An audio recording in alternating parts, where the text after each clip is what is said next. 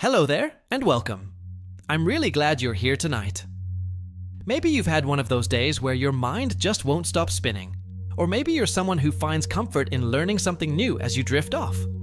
Either way, you're in exactly the right place. Tonight, we're going to explore something you do every single night. Something so familiar, yet so mysterious, that scientists are still unraveling its secrets. We're talking about dreams. You don't need to do anything right now, except get comfortable. Let your shoulders drop, uncross your arms if they're crossed, and just breathe normally. There's no quiz at the end, no need to remember every detail. This is just for you, a gentle journey through one of the most fascinating aspects of being human. Dreams have captivated people since the beginning of recorded history. Ancient Egyptians believed dreams were messages from the gods. Greeks built sleep temples where people would go specifically to receive healing dreams. Indigenous cultures around the world have long held that dreams connect us to spiritual realms and ancestral wisdom. And today, modern science is discovering that dreams might be even more extraordinary than our ancestors imagined. What's really beautiful about dreams is that they're universal. Every culture, every time period, every human being who has ever lived has experienced them. You've probably had thousands of dreams in your lifetime, though you might only remember a handful. Some were probably wonderful, flying dreams or reunions with loved ones. Others might have been confusing, those dreams where you're back in school or can't find your way home. And yes, some were probably frightening, though even nightmares serve a purpose we'll explore later. The thing is, for something we spend roughly 6 years of our lives doing, dreams remain beautifully mysterious. We know more about them now than ever before, but there's still so much wonder left to discover. And that's what makes tonight's journey so perfect for falling asleep. We'll wander through facts and discoveries, theories and stories, all while your mind naturally begins to slow down and drift towards sleep itself. Before we really begin, if these kinds of calm explorations help you unwind at the end of your day, consider liking this video and subscribing to the channel. It helps other people find their way here too, one peaceful night at a time. Now, let's start with something that might surprise you. You're probably dreaming way more than you think you are. Most people believe they dream only occasionally, maybe a few times a week. But the truth is, you dream every single night, multiple times a night. In fact, during a typical 8-hour sleep, you'll cycle through 4 to 6 dream periods. That's every night of your life. The reason you might not remember them is simply because dream memories are fragile things. They're like morning mist that evaporates in sunlight. Within 5 minutes of waking, you've forgotten half of your dream. Within 10 minutes, 90% of it has slipped away. This isn't a failing of your memory, it's actually by design. Your brain is protecting you from confusing dream experiences with real memories. But here's something soothing to think about as you settle in tonight. Even though you won't remember most of your dreams, they're still doing important work. Your brain isn't just randomly firing while you sleep. It's processing emotions, consolidating memories, solving problems, and even rehearsing scenarios you might face in waking life. Dreams are your mind's night shift, quietly organizing and filing away the experiences of your day. And you know what's really comforting? You're not alone in this experience. Right now, as you're listening to this, millions of people around the world are also preparing for sleep, preparing to dream.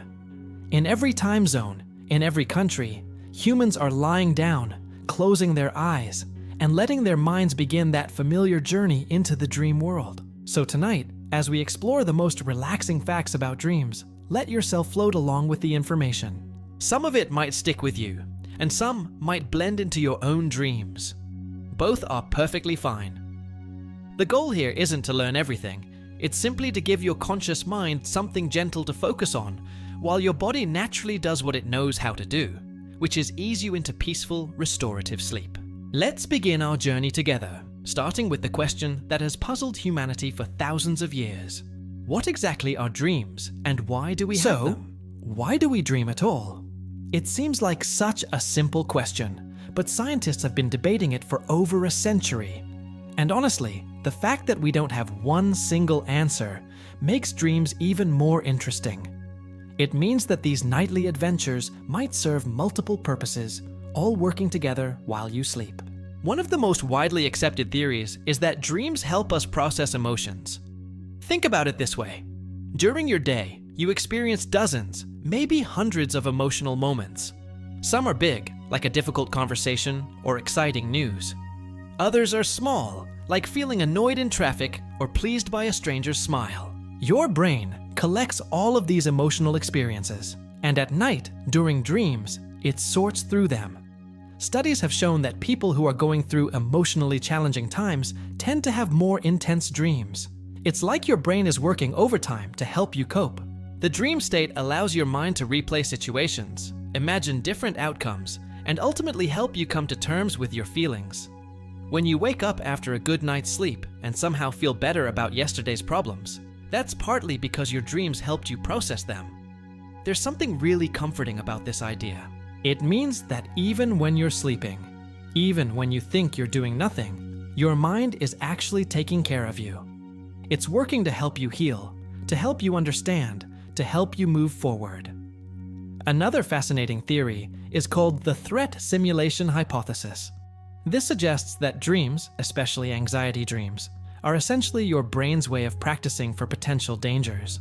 Now, before you worry that this means you'll have scary dreams tonight, remember that most of these simulated threats are mild. You might dream about being unprepared for a meeting or losing your keys. These aren't nightmares. They're just your brain rehearsing how to handle challenging situations.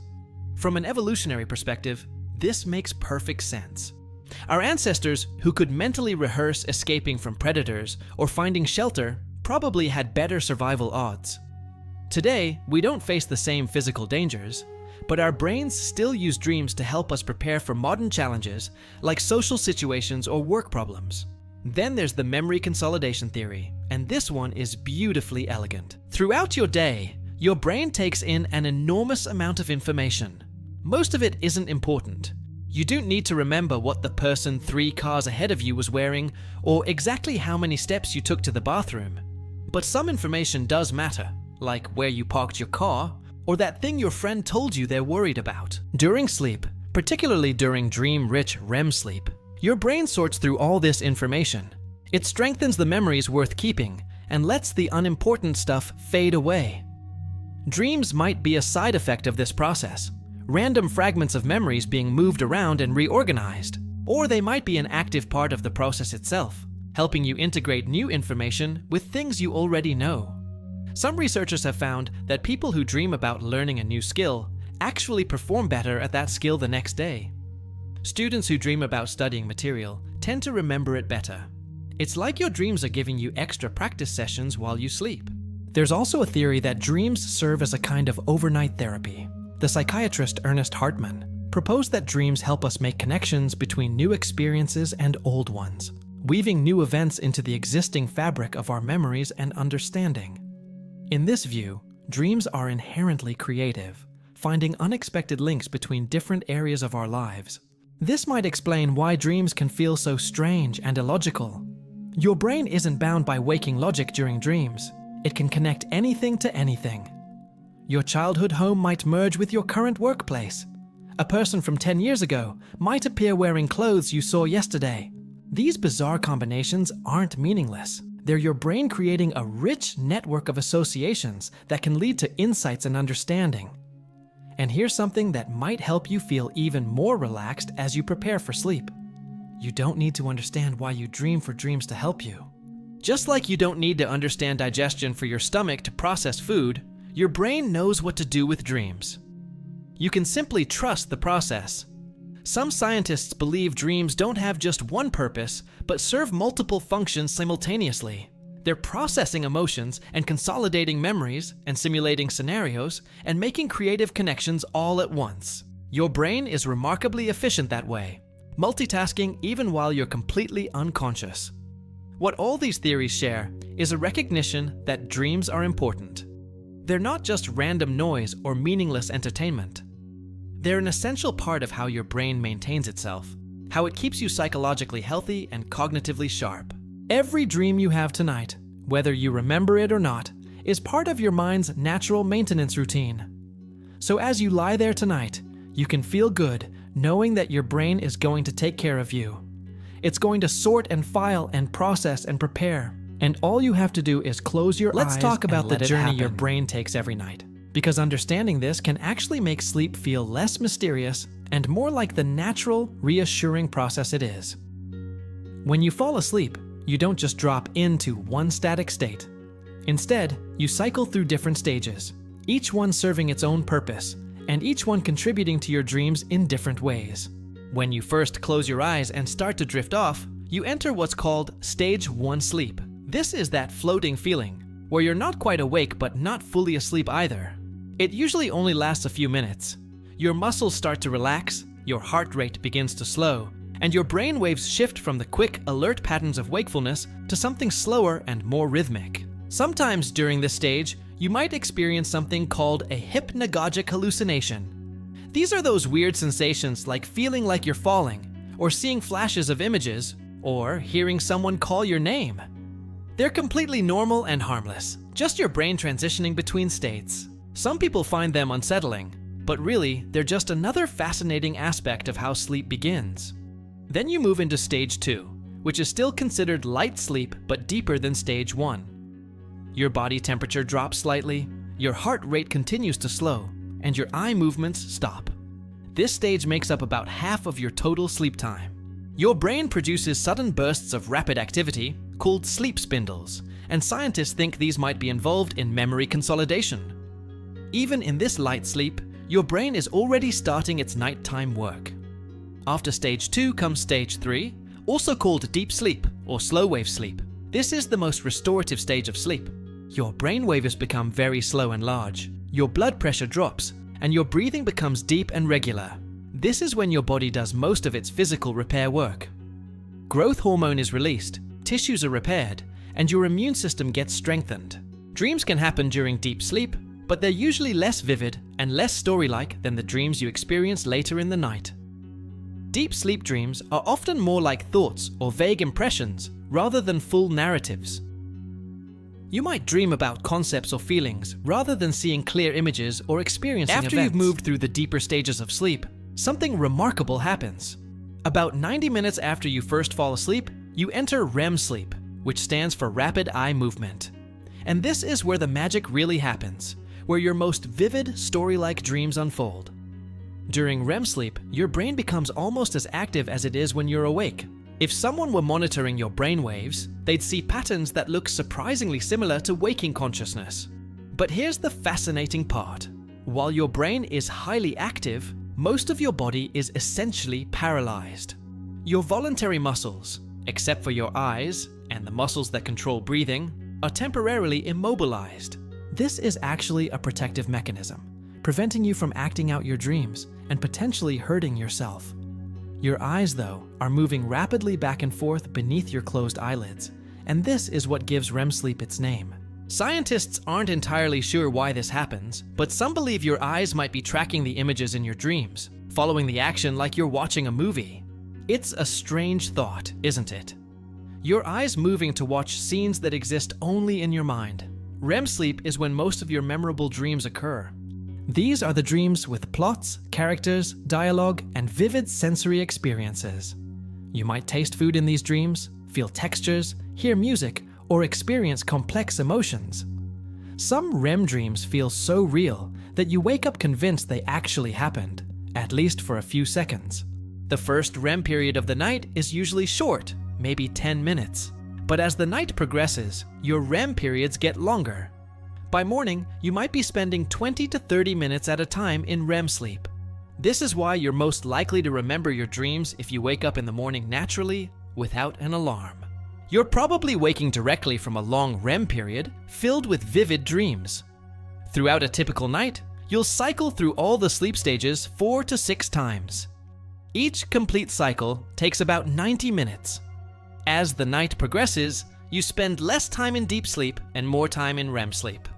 It's like your brain has a schedule, tackling the physical restoration first, and then moving on to the psychological and emotional processing later in the night. What's really soothing to understand is that this cycle is automatic. You don't have to think about it or control it. Your brain knows exactly what to do, moving you smoothly from one stage to the next, ensuring you get the right balance of each type of sleep. Even if you're someone who feels like you don't sleep well, your brain is still doing its best to move through these cycles and give you the rest you need. The structure of sleep also explains why you might wake up feeling groggy if your alarm goes off at the wrong time. If you're pulled out of deep sleep, you'll feel disoriented and foggy. But if you wake up naturally at the end of a cycle, particularly from REM sleep, you're more likely to feel alert and remember your dreams clearly. Some people worry about not getting enough REM sleep, especially if they wake up frequently during the night. But here's something reassuring. Your brain is remarkably good at prioritizing what it needs. If you're deprived of REM sleep one night, your brain will automatically spend more time in REM sleep the next night. It's called REM rebound, and it's your brain's way of making sure it gets the dream time it requires. This natural compensation system is one of the many ways your body takes care of you without you even realizing it. You might consciously worry about sleep, but your unconscious mind is already working on solutions, adjusting and adapting to give you what you need. Understanding these stages can actually help you sleep better. When you know that it's normal to briefly wake up between cycles, you won't worry when it happens. When you understand that the first part of the night focuses on physical restoration, you can trust that even if you don't sleep perfectly, you're still getting important benefits. Your sleep architecture, as scientists call it, is one of the most elegant systems in your body. Multiple stages, each with specific purposes, all orchestrated by your brain without any conscious effort from you. As you lie there tonight, you can simply trust this ancient rhythm, knowing that your brain has been perfecting this process for millions of years of human evolution. Have you ever woken up with the feeling that you just had an incredibly vivid dream, but within seconds, it's completely gone? You might remember a fragment, a feeling, maybe a single image, but the rest has evaporated like smoke. This is one of the most universal and frustrating aspects of dreaming, and there's actually a beautiful reason for why it happens. Dream memories are fundamentally different from your waking memories.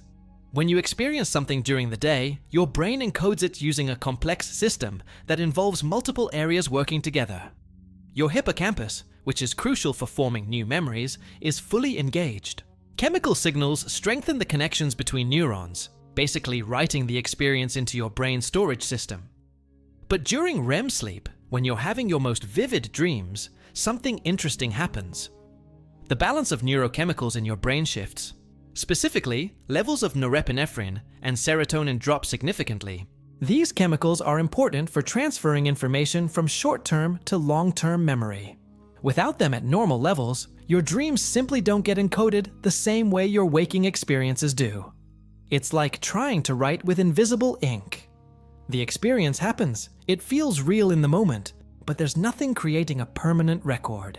Your brain is essentially running in a special mode where new memories aren't being formed in the usual way. This isn't a malfunction, it's actually by design. Think about how confusing it would be if you remembered every dream as clearly as you remember real events.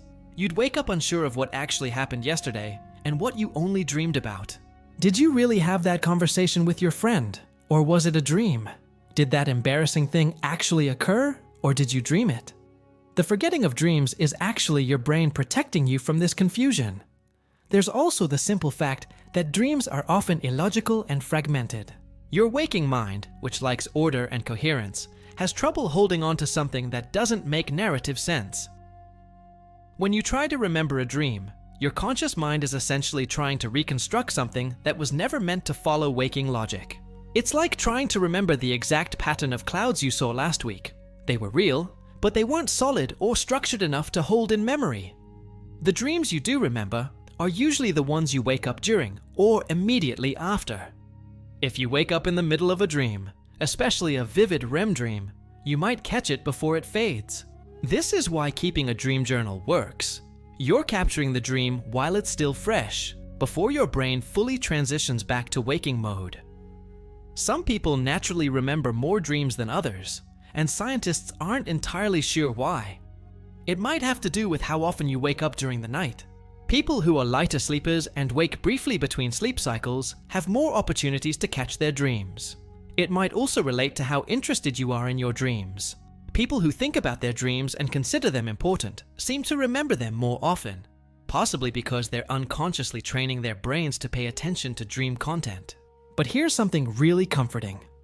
You don't need to remember your dreams for them to benefit you.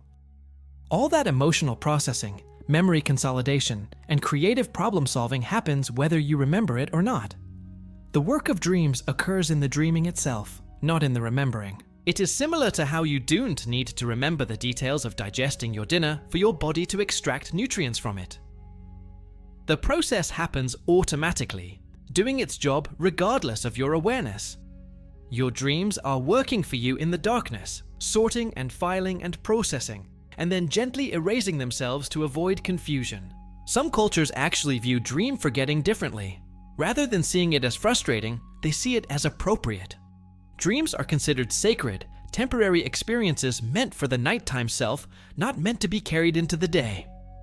There's something poetic about that perspective, the idea that dreams are gifts meant to be experienced in the moment and then released. If you're someone who wishes you could remember more dreams, there are gentle techniques that might help. Keeping still when you first wake up, not rushing to check your phone or start your day, can sometimes let you hold on to dream fragments a bit longer. Setting an intention before sleep, just thinking to yourself that you'd like to remember your dreams, can sometimes work. But it's also perfectly fine to let dreams remain mysterious and mostly forgotten. Tonight, as you drift towards sleep, you can let go of any pressure to remember what happens in your dreams. Let them come and go freely, like visitors who don't expect you to remember every detail of their visit. Your brain knows what to do with them, and tomorrow morning, whether you remember your dreams or not, you'll wake up having received their benefits. Now let's talk about something that sounds almost magical. Lucid dreaming. This is when you become aware that you're dreaming while you're still in the dream. Suddenly you realize that none of this is real, that you're actually asleep in bed, and yet the dream continues. For many people, this is when dreams become truly extraordinary. Imagine you're in a dream, walking through a strange city, or flying over an ocean, and suddenly you think, wait, this is a dream. That moment of recognition is lucidity. And what makes it so special is that often, once you realize you're dreaming, you can control what happens next. You can decide to fly higher, change the scenery, summon people or objects, or explore your dream world with full awareness. Lucid dreaming has been documented across cultures for thousands of years. Tibetan Buddhist monks have practiced a form of lucid dreaming called dream yoga for centuries, using it as a spiritual practice. Ancient Greek philosophers wrote about it. Indigenous Australian cultures have traditions of conscious dreaming, and today scientists have actually proven that lucid dreaming is real and measurable. In sleep laboratories, researchers have taught lucid dreamers to signal when they become lucid by moving their eyes in a specific pattern. Remember, during REM sleep, your eyes can still move, so a dreamer can agree beforehand to move their eyes left, right when they realize they're dreaming. Scientists watching the brain activity and eye movements can see exactly when lucidity occurs, and they've confirmed that the dreamer's brain shows unique patterns during these moments. The experience of lucid dreaming varies from person to person. Some people have lucid dreams naturally, without trying. They've been having them since childhood, and assumed everyone did. Others have never had one spontaneously, but can learn to induce them with practice. And some people have occasional accidental lucid dreams, often triggered by something impossible or bizarre in the dream that makes them question reality. What's fascinating is what lucid dreaming reveals about consciousness itself. Here you have a state where your body is asleep, paralyzed, and your conscious awareness is somehow present and making decisions. You're in two states at once, both dreaming and aware of dreaming. It challenges our usual understanding of what it means to be awake or asleep. Many people find lucid dreams exhilarating. There's a sense of freedom and possibility that's hard to match in waking life. You can fly without fear, explore impossible landscapes, practice skills, have conversations with dream characters who might represent different parts of yourself, or simply enjoy the vivid sensory experiences of the dream world while knowing you're completely safe. Some people use lucid dreaming therapeutically. If you suffer from recurring nightmares, becoming lucid in the nightmare allows you to change the scenario. You can confront the thing that's chasing you, or simply fly away, or transform the dream into something pleasant. There's research suggesting that practicing lucidity can actually reduce nightmare frequency and intensity. Athletes and performers have used lucid dreaming for practice. Because your brain doesn't fully distinguish between vividly imagined experiences and real ones, practicing a skill in a lucid dream can actually improve your performance. Pianists have practiced pieces in lucid dreams. Athletes have rehearsed movements. Public speakers have given presentations to dream audiences. But here's what's important to understand. You don't need to have lucid dreams for your dreams to be valuable. Some people worry that if they can't achieve lucidity, they're somehow missing out or not dreaming properly. That's not true at all. Regular, non-lucid dreams do all the important work we've discussed: processing emotions, consolidating memories, and maintaining psychological health. In fact, some researchers suggest that too much lucidity might actually interfere with the natural, spontaneous work of dreams. When you're controlling your dreams, you might be preventing your unconscious mind from processing things in its own way. It's like the difference between free journaling and writing to a specific prompt. Both have value, but they serve different purposes. If you are curious about lucid dreaming, though, there are gentle techniques you can try. One is reality testing during the day. Frequently ask yourself, "Am I dreaming?" and look for signs. Check if text changes when you look away and back, or try pushing your finger through your palm. If you do this enough during waking hours, you might do it in a dream, and when your finger actually goes through your palm, you'll realize you're dreaming. Another technique is keeping a dream journal. The more attention you pay to your dreams, the more likely you are to recognize dream signs, those recurring elements or themes that appear in your dreams. When you see one of these signs, you might recognize it and become lucid. But again, these are just possibilities, not requirements. Tonight, you don't need to try to become lucid. You can simply let your dreams unfold naturally, trusting that whether you're aware in them or not, they're serving their purpose. Lucid or not, your dreams are taking care of you. You should sleep on a problem before making a decision, and it turns out there's real wisdom in that advice. Dreams have a remarkable capacity to help us heal emotionally, work through difficulties, and even solve problems we couldn't crack while awake. This healing power of dreams has been recognized for thousands of years, and modern science is finally catching up with what people have intuitively known all along. Let's start with emotional healing. When something difficult happens during your day, whether it's a conflict with someone you care about, a disappointment, or even just a stressful situation, your brain doesn't simply file it away and forget about it. Instead, during sleep, it brings up these emotional experiences and processes them in a safe environment. Dreams allow you to experience and re-experience emotions without the constraints of real-world consequences.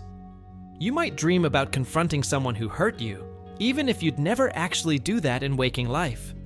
You might dream about worst-case scenarios, allowing your brain to rehearse how you'd cope. Or you might dream in metaphors, with your emotions represented by symbols and situations that give you new perspectives. Research has shown that REM sleep, the stage where most vivid dreaming occurs, is particularly important for emotional regulation. During REM sleep, stress hormones in your brain are suppressed, creating a sort of neurochemical environment where you can safely process emotional memories without becoming overwhelmed. It's like therapy that happens automatically every night. Studies have found that people who are deprived of a REM sleep have a much harder time regulating their emotions the next day. They're more likely to perceive neutral faces as threatening, overreact to minor frustrations, and struggle with anxiety. This shows just how crucial dream-rich sleep is for maintaining emotional balance. There's also fascinating research about dreams and trauma. People who experience traumatic events often have dreams related to those events, and while these dreams can be distressing, they're actually part of the healing process. The brain is attempting to integrate the traumatic memory, to make sense of it, and reduce its emotional intensity over time. This is why talking about nightmares and working with them in therapy can be so helpful. The dreams are already trying to heal you, and conscious work can support that natural process. Some therapists use a technique called imagery rehearsal therapy, where they help people with recurring nightmares imagine different, less distressing endings. This can actually change the content of the dreams and reduce their frequency, But dreams don't just help with emotional healing, they can also help solve practical problems. You've probably heard stories about scientists and inventors who had breakthrough insights in dreams. August Kekulé discovered the structure of the benzene molecule after dreaming of a snake biting its own tail. Dmitri Mendeleev saw the periodic table in a dream. Paul McCartney heard the melody for Yesterday in a dream. These aren't just lucky accidents. Dreams are incredibly good at making unexpected connections between different pieces of information. During waking life, your thinking tends to be logical and linear. You follow paths from A to B to C. But during dreams, your brain can jump from A to Q to yellow to Tuesday. This seeming randomness is actually a form of creativity, finding associations that your conscious mind would never consider. This is why many people find that when they wake up in the morning, problems that seemed impossible the night before suddenly have obvious solutions. Your dreaming mind has been working on the problem all night, approaching it from angles you couldn't access while awake, making connections you wouldn't consciously make. Even if you don't remember having any dreams about a specific problem, the work is still happening. Your unconscious mind is sifting through information, testing possibilities, and sometimes arriving at insights that feel like they appear out of nowhere. That aha moment in the shower, or during your morning coffee, might actually be the result of your night's dreaming. There's something deeply comforting about knowing that your brain continues to work on your behalf while you sleep. You don't have to consciously try to solve problems or heal from emotional wounds. Your dreaming mind takes over, working in ways that are often more creative and effective than deliberate conscious thought. This is why protecting your sleep is so important for overall well-being. When you cut sleep short or disrupt your natural sleep cycles, you're not just feeling tired the next day. You're actually losing out on the crucial psychological processing that dreams provide. You're missing nightly therapy sessions, problem-solving workshops, and creative brainstorming meetings that your brain conducts without charging you a fee. Tonight, as you prepare for sleep, you might think about something you've been struggling with, whether it's an emotional difficulty or a practical problem. You don't need to try to solve it or force yourself to dream about it. Just acknowledge it gently and then let it go, trusting that your dreaming mind will take it from there. Sometimes, the best thing you can do for a problem is to stop actively thinking about it and let your dreams have a turn. Almost everyone has experienced certain types of dreams. Flying dreams, falling dreams, being chased, showing up naked in public, teeth falling out, being unprepared for a test. These common dream themes appear across different cultures, different ages, different life circumstances. And while dream interpretation is not an exact science, understanding these recurring themes can be oddly comforting. Let's start with one of the most common: being chased. In these dreams, something or someone is pursuing you, and no matter how fast you run, you can't seem to get away. Sometimes you can't run at all. Your legs feel like they're moving through thick syrup. These dreams often happen when you're avoiding something in waking life. It might be a difficult conversation, a responsibility, a fear, or even an emotion you don't want to face. The chase dream is your mind's way of representing avoidance. The thing chasing you usually represents whatever you're running from in real life. The interesting part is that in these dreams, you never actually see what happens if the thing catches you. Your brain is so focused on the escape that it doesn't show you the outcome. This mirrors real life, where often the things we avoid aren't as bad as we imagine, but we never find out because we keep running. Falling dreams are another universal experience.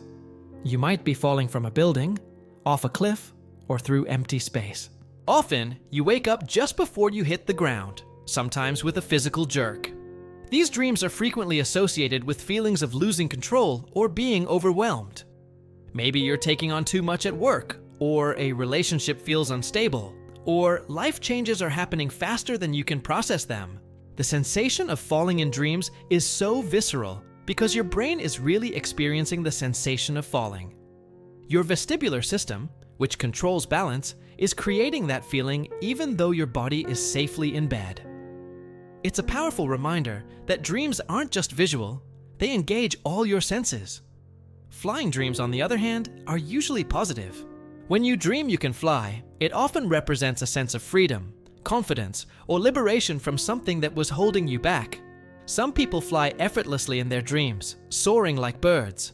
Others have to work at it, flapping their arms or jumping to gain altitude. The ease or difficulty of flying in the dream might reflect how free or constrained you feel in waking life. Many people report that flying dreams are among their favorite dreams. There's something exhilarating about defying gravity, seeing the world from above, and moving through space without limitation. If you have a flying dream tonight, enjoy it fully. Let yourself feel the freedom and possibility it represents. The naked in public dream is particularly interesting because it taps into social anxiety. In these dreams, you suddenly realize you're not wearing clothes in a public place, maybe at school or work, and everyone is staring. Oddly enough, sometimes in these dreams, you're the only one who notices or cares. This dream often emerges when you're feeling vulnerable or exposed in some area of your life. Maybe you shared something personal and now feel too exposed, or you're in a new situation where you feel like everyone can see through your professional facade. Teeth falling out is another surprisingly common dream theme, and it often disturbs people more than other dream scenarios. In these dreams, your teeth might crumble, fall out one by one, or simply vanish. While it can be unsettling, this dream often relates to concerns about appearance, aging, or communication. Teeth are associated with how we present ourselves and how we speak, so losing them in dreams might represent fears about losing your ability to communicate effectively, or anxiety about how others perceive you. The unprepared for a test dream is one that many people continue to have long after they've finished school. You're back in a classroom, there's an exam, and you realize you haven't studied, or you never attended the class, or you can't find the exam room.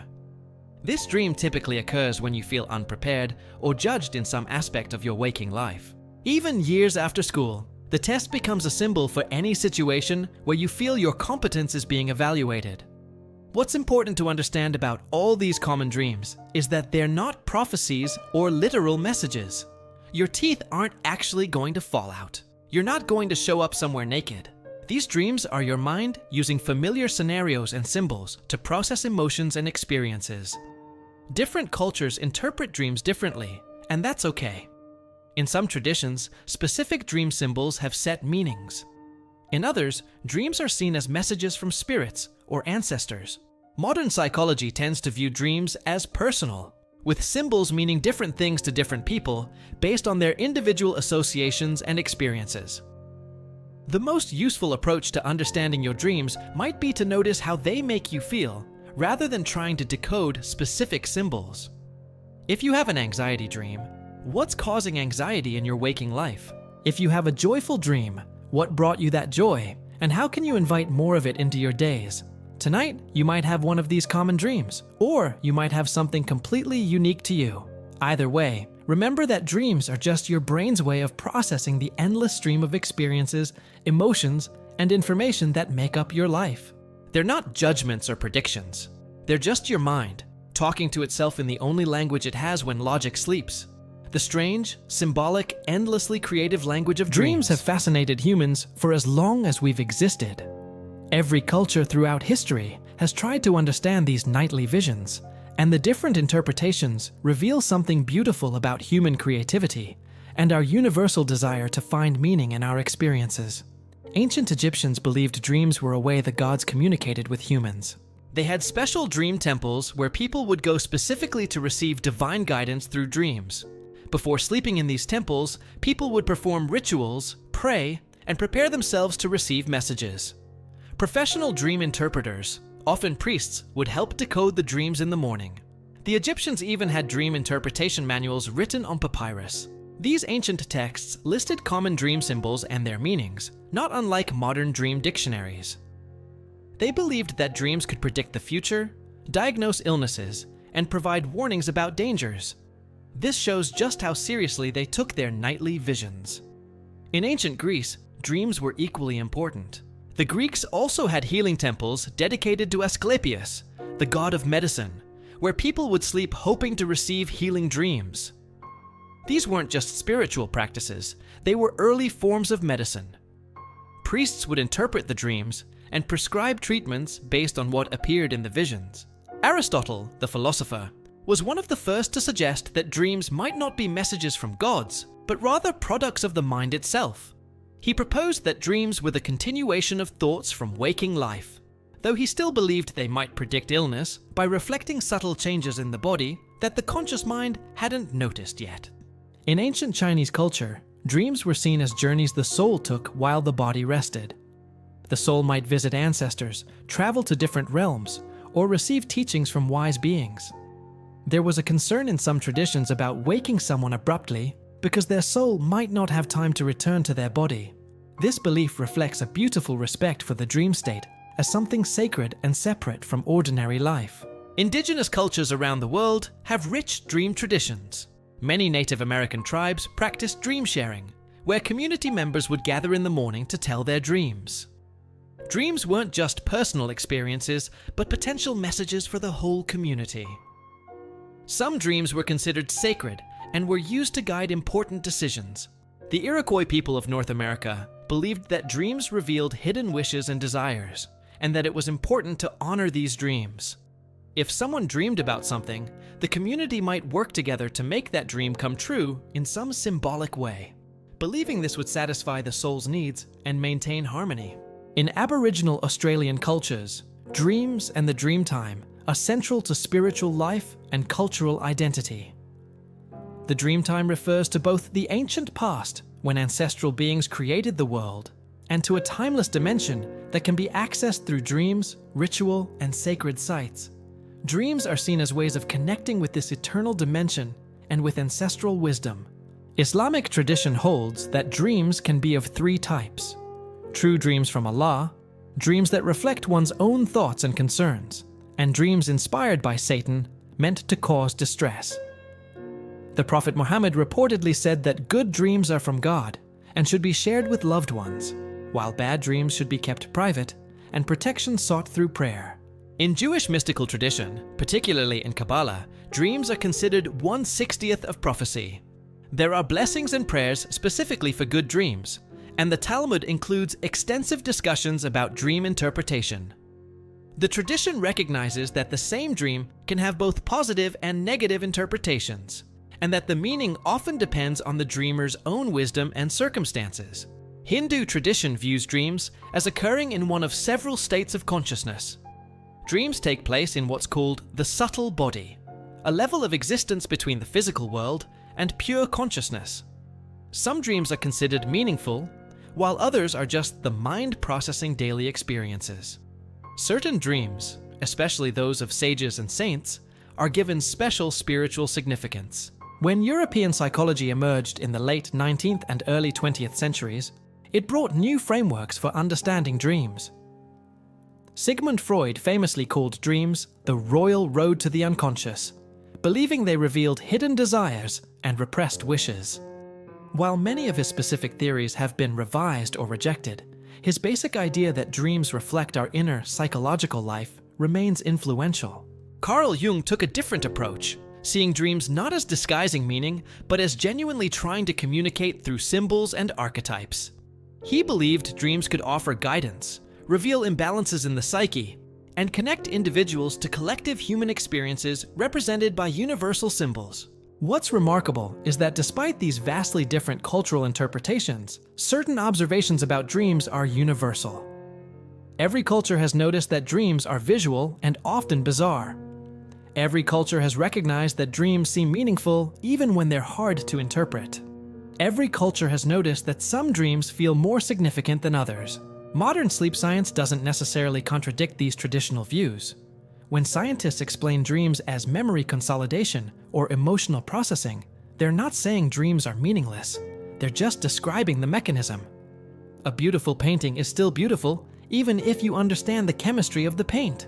In fact, many contemporary sleep researchers acknowledge that dreams likely serve multiple purposes simultaneously, both biological and psychological. They help the brain process information and maintain neural connections, and they also create meaningful experiences that reflect our emotional lives and help us make sense of our existence. Tonight, as you drift into dreams, you're participating in something humans have done since the dawn of our species. You're entering a state that shamans have journeyed through, that prophets have received visions in, that ordinary people across millennia have tried to understand. Your dreams connect you to this vast human tradition, this universal experience of nightly wonder. Let's talk about something that might seem less relaxing, but is actually important to understand: nightmares. Almost everyone has them occasionally, and while they're unpleasant, they're actually a normal part of how your brain processes fear and anxiety. Understanding why nightmares happen can actually make them less frightening. First, it's helpful to know that nightmares are different from night terrors, though people often confuse the two. Nightmares are dreams, usually occurring during REM sleep in the latter part of the night. You wake up from them and can usually remember what happened. Night terrors, on the other hand, happen during deep sleep earlier in the night. People experiencing night terrors might scream, thrash, or seem awake, but aren't fully conscious and usually don't remember the episode in the morning. Nightmares are your brain's way of processing threats and fears. Remember the threat simulation theory we discussed earlier? Nightmares are the more intense version of that. Your brain is essentially running disaster drills while you sleep, preparing you to handle frightening situations, even though most modern fears aren't physical dangers. Children have more nightmares than adults, which makes sense from a developmental perspective. Kids are learning about the world and what's safe versus what's dangerous. Their brains are processing a lot of new information about potential threats.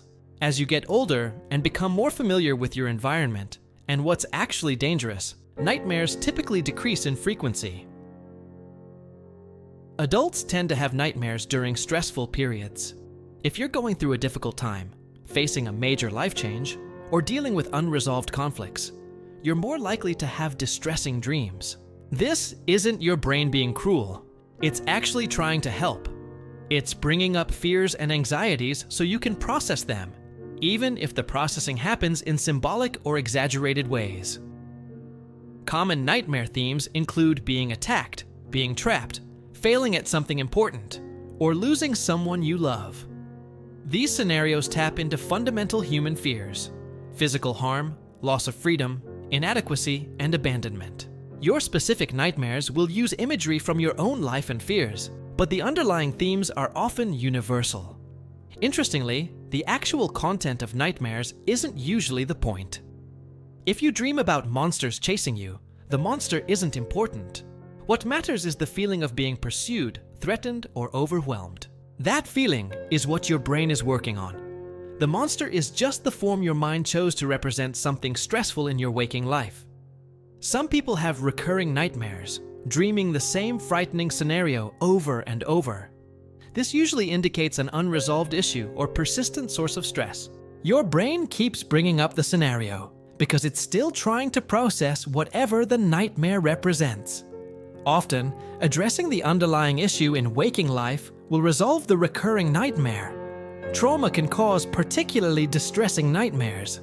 People who've experienced traumatic events often have dreams that replay the trauma or feature similar themes of danger and helplessness. These nightmares are part of post-traumatic stress and can be very difficult to endure. The good news is that various therapies, including specialized dream work, can help reduce trauma nightmares over time. Certain medications can increase nightmare frequency.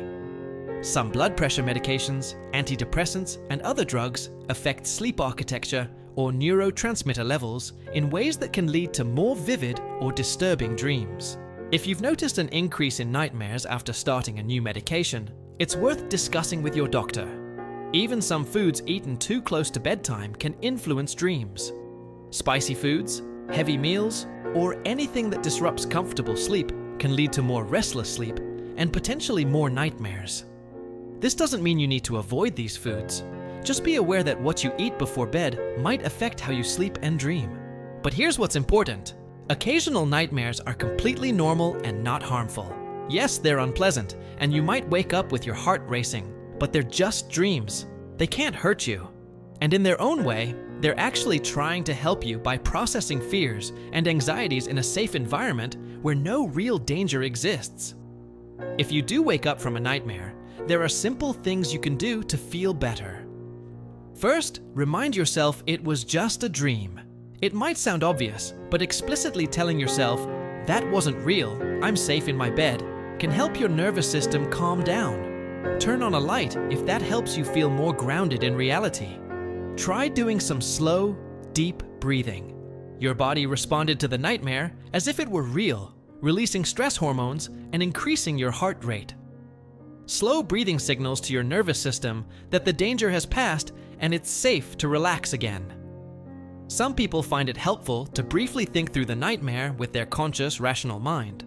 This can take away some of its emotional power. Others prefer to distract themselves with something calming, like reading or listening to quiet music until they feel ready to sleep again. What you don't want to do is lie there anxiously trying to force yourself back to sleep. This just creates stress around sleeping, which can make the problem worse. If you're awake and bothered, it's okay to get up for a little while, do something calming, and return to bed when you feel more relaxed. For children who have nightmares, reassurance is key. Telling them it was just a dream, staying with them until they feel safe, and maybe leaving a night light on can help. Some families create nightmare rescue rituals, like spraying monster spray, water in a spray bottle, or hanging protective dream catchers. These might seem silly, but they give children a sense of control and safety. If nightmares are frequent enough to disrupt your quality of life, it's worth speaking with a healthcare provider or therapist. Persistent nightmares, especially if accompanied by other sleep problems or daytime anxiety, might benefit from professional support. Techniques like imagery rehearsal therapy can be remarkably effective at reducing nightmare frequency. But for the occasional nightmare that most people experience, try to view it with compassion for yourself. Your brain is doing its best to protect you by processing fears and threats. The nightmare itself, unpleasant as it is evidence that your mind is working on your behalf, trying to keep you psychologically healthy and prepared. Tonight, you probably won't have a nightmare. Most nights, you won't. But if you do, remember that it's temporary. It's not real, and it's just your brain doing maintenance work in a somewhat dramatic fashion. You're safe, your bed is comfortable, and in the morning, the nightmare will be nothing more than a fading related to dreaming that can be absolutely terrifying if you don't understand it, but becomes much less frightening once you know what's happening. It's called sleep paralysis, and while it's not exactly a dream, it's closely connected to the dreaming state and worth understanding. Sleep paralysis happens when you wake up, but your body is still in the paralyzed state that normally occurs during REM sleep. Remember, during dreams, your muscles are temporarily immobilized to prevent you from acting out your dreams. Usually, this paralysis ends when you wake up. But sometimes there's a disconnect. Your mind wakes up while your body is still in sleep mode.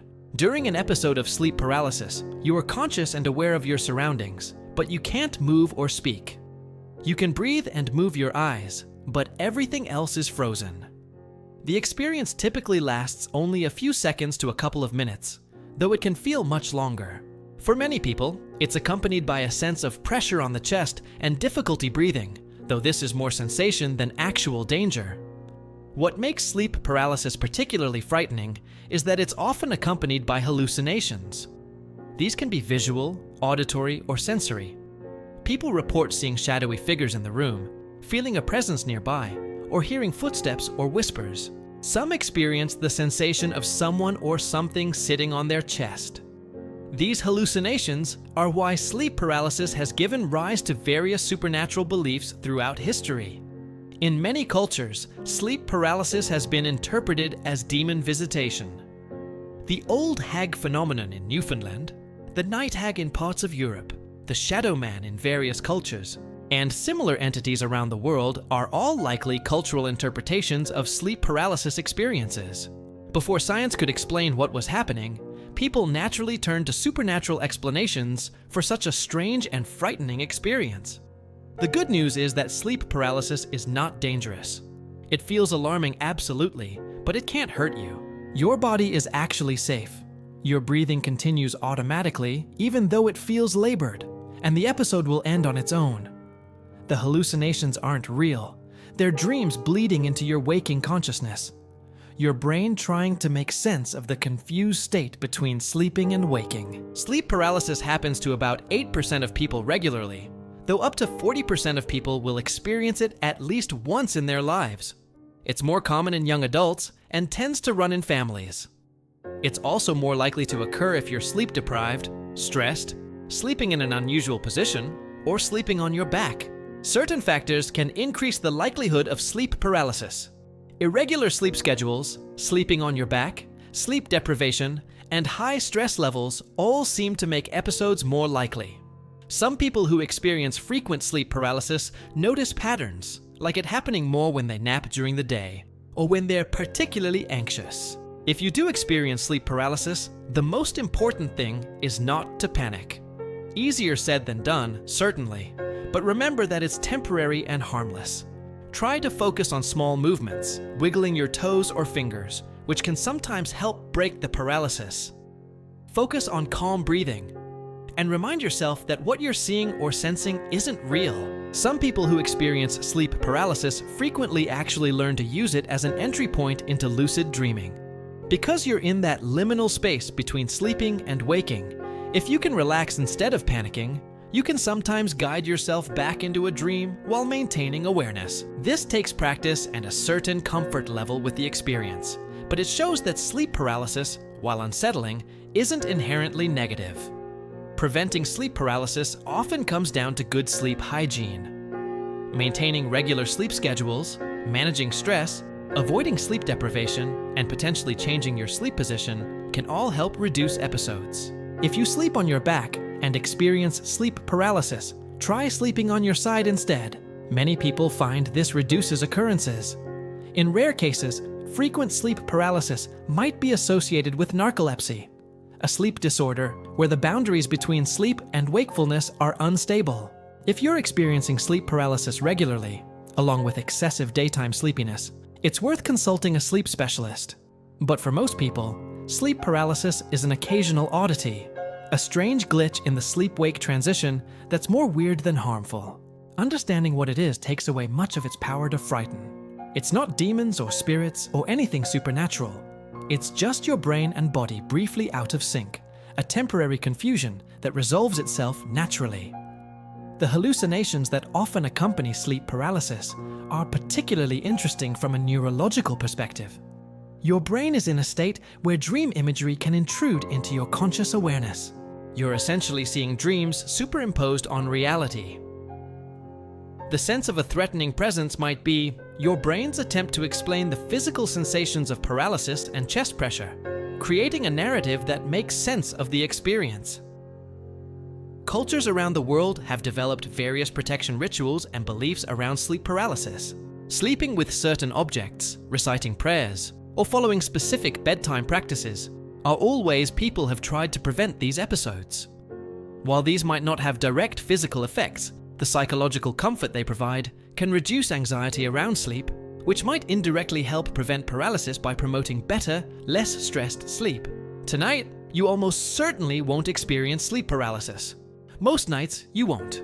It's relatively uncommon for any individual episode. But if it ever does happen to you, try to remember what you've learned here. You're safe, it's temporary, and it's just a harmless quirk of the sleep-wake transition. Breathe calmly, wait it out, and it will pass like a strange dream, fading in the morning light. One of the most beautiful aspects of dreaming is how it enhances creativity and helps solve problems that stumped us during waking hours. There's a reason the phrase "sleep on it" has persisted across cultures and generations. Your dreaming mind has access to creative possibilities that your conscious mind often can't reach. During waking life, your thinking is constrained by logic, social conventions, and familiar patterns. You tend to follow well-worn mental paths, using strategies that have worked before. This is efficient for many tasks, but it can limit creative thinking. When you approach a problem the same way repeatedly, you'll tend to arrive at the same solutions or hit the same dead ends. Dreams remove these constraints. The logic that governs waking thought essentially shuts off during REM sleep. This allows your brain to make connections it would normally dismiss as illogical or impossible. In dreams, you can combine ideas that have nothing to do with each other in waking life. A childhood memory might merge with yesterday's meeting, creating an insight you'd never consciously consider. This is why so many creative breakthroughs happen in dreams or immediately upon waking. Immediately upon waking.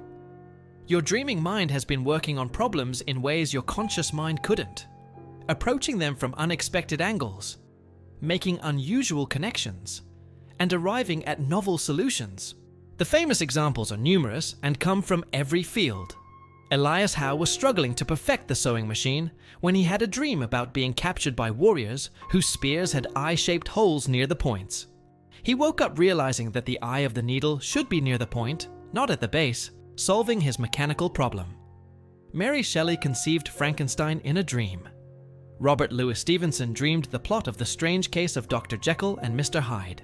Paul McCartney woke up with the complete melody for Yesterday in his head, so certain it was an existing song that he played it for people asking if they'd heard it before. Only after confirming that no one recognized it did he accept that he'd composed it in his sleep. He literally dreamed one of the most recorded songs in history.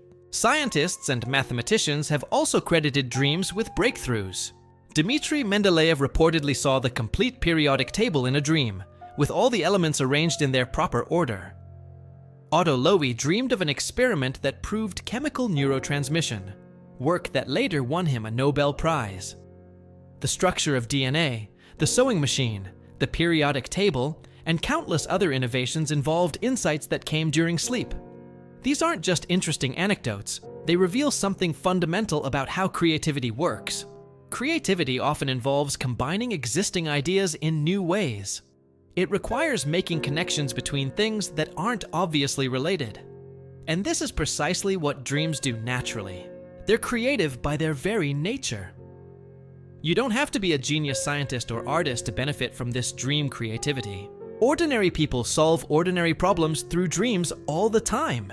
You might dream about how to rearrange your furniture and wake up with the perfect layout. You might dream about a difficult conversation and gain insight into what you really want to say. You might dream seemingly random images that somehow clarify a decision you've been struggling with.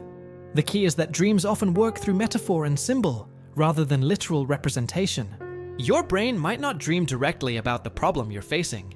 Instead, it might create a symbolic scenario that represents the underlying structure of the problem. When you wake up, the insight might feel like it came out of nowhere, but it was actually your dreaming mind's way of communicating a solution. There are techniques you can use to harness this creative power of dreams. One is called dream incubation, where you focus on a specific question or problem before falling asleep.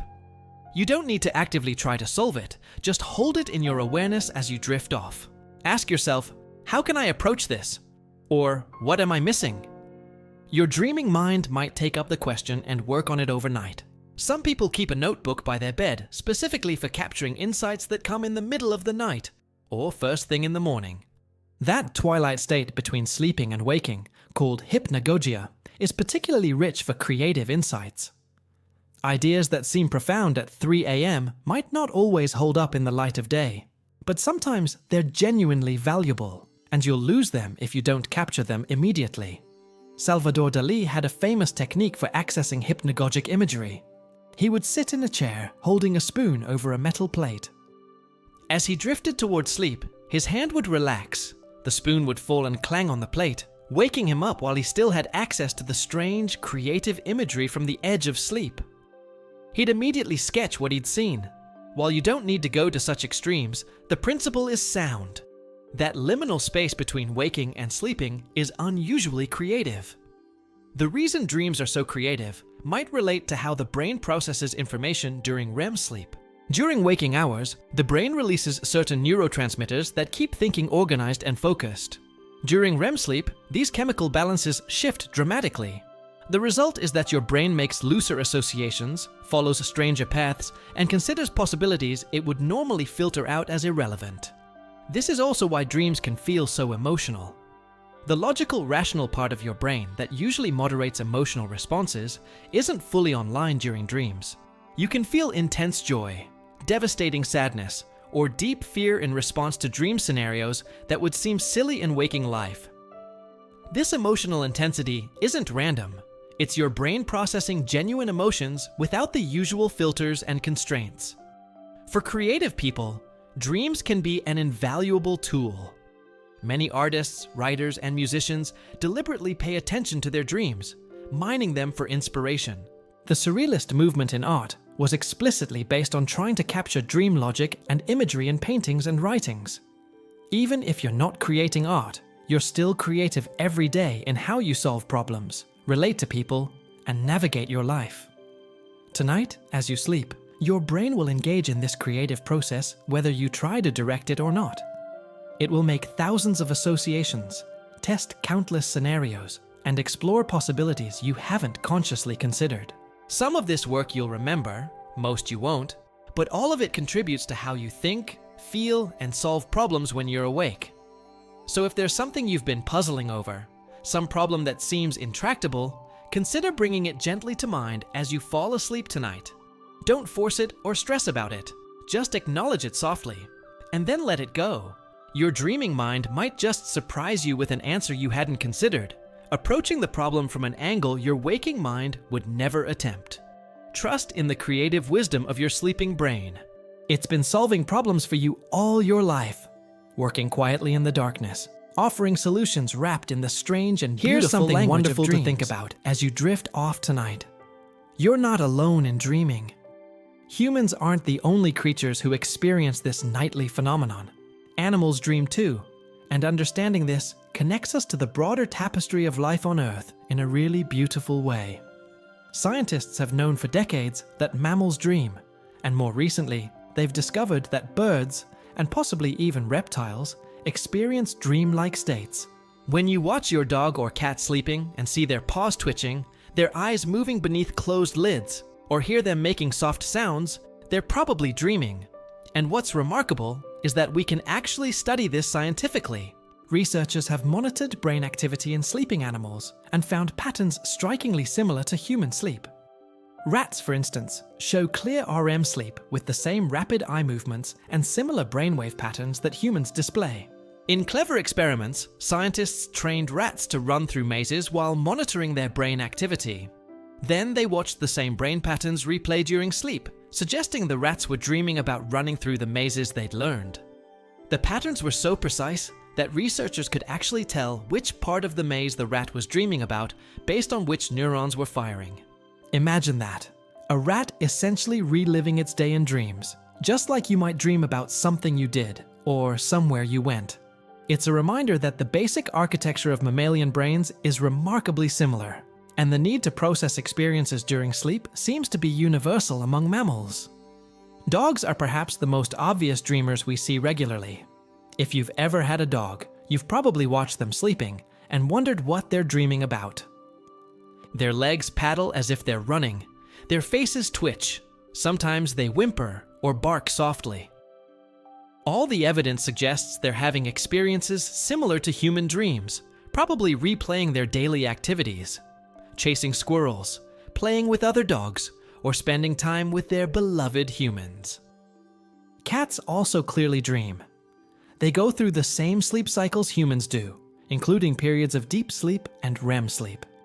During REM sleep, you might see their whiskers twitch, their paws move, or their tails flick.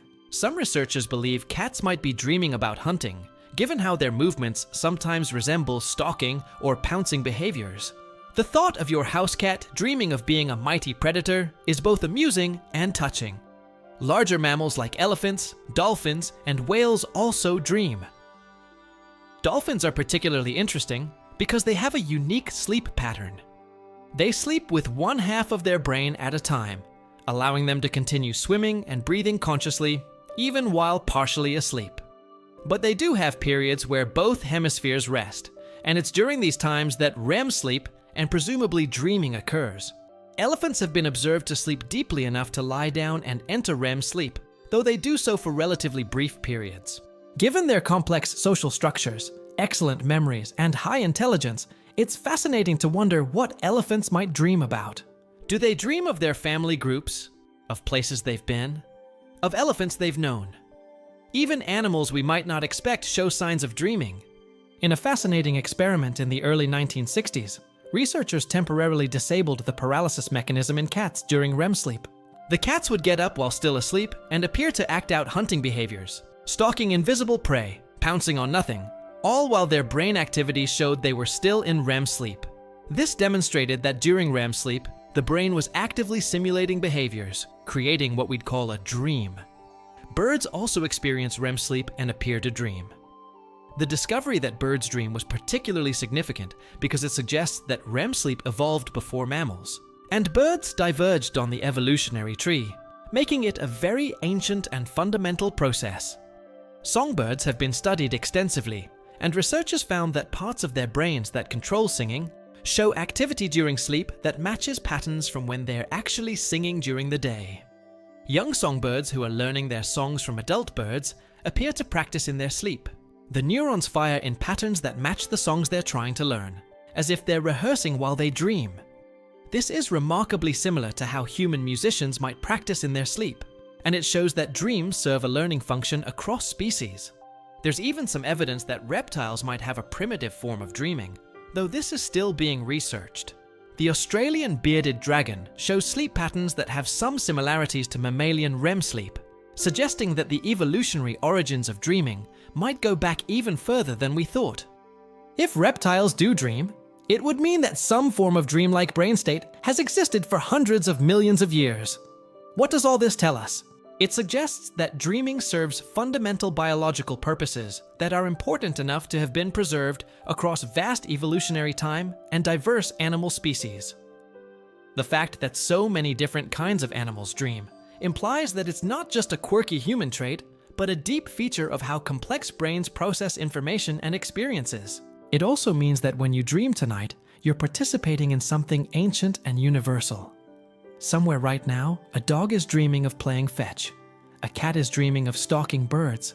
A rat is dreaming of navigating a maze. A bird is dreaming of singing.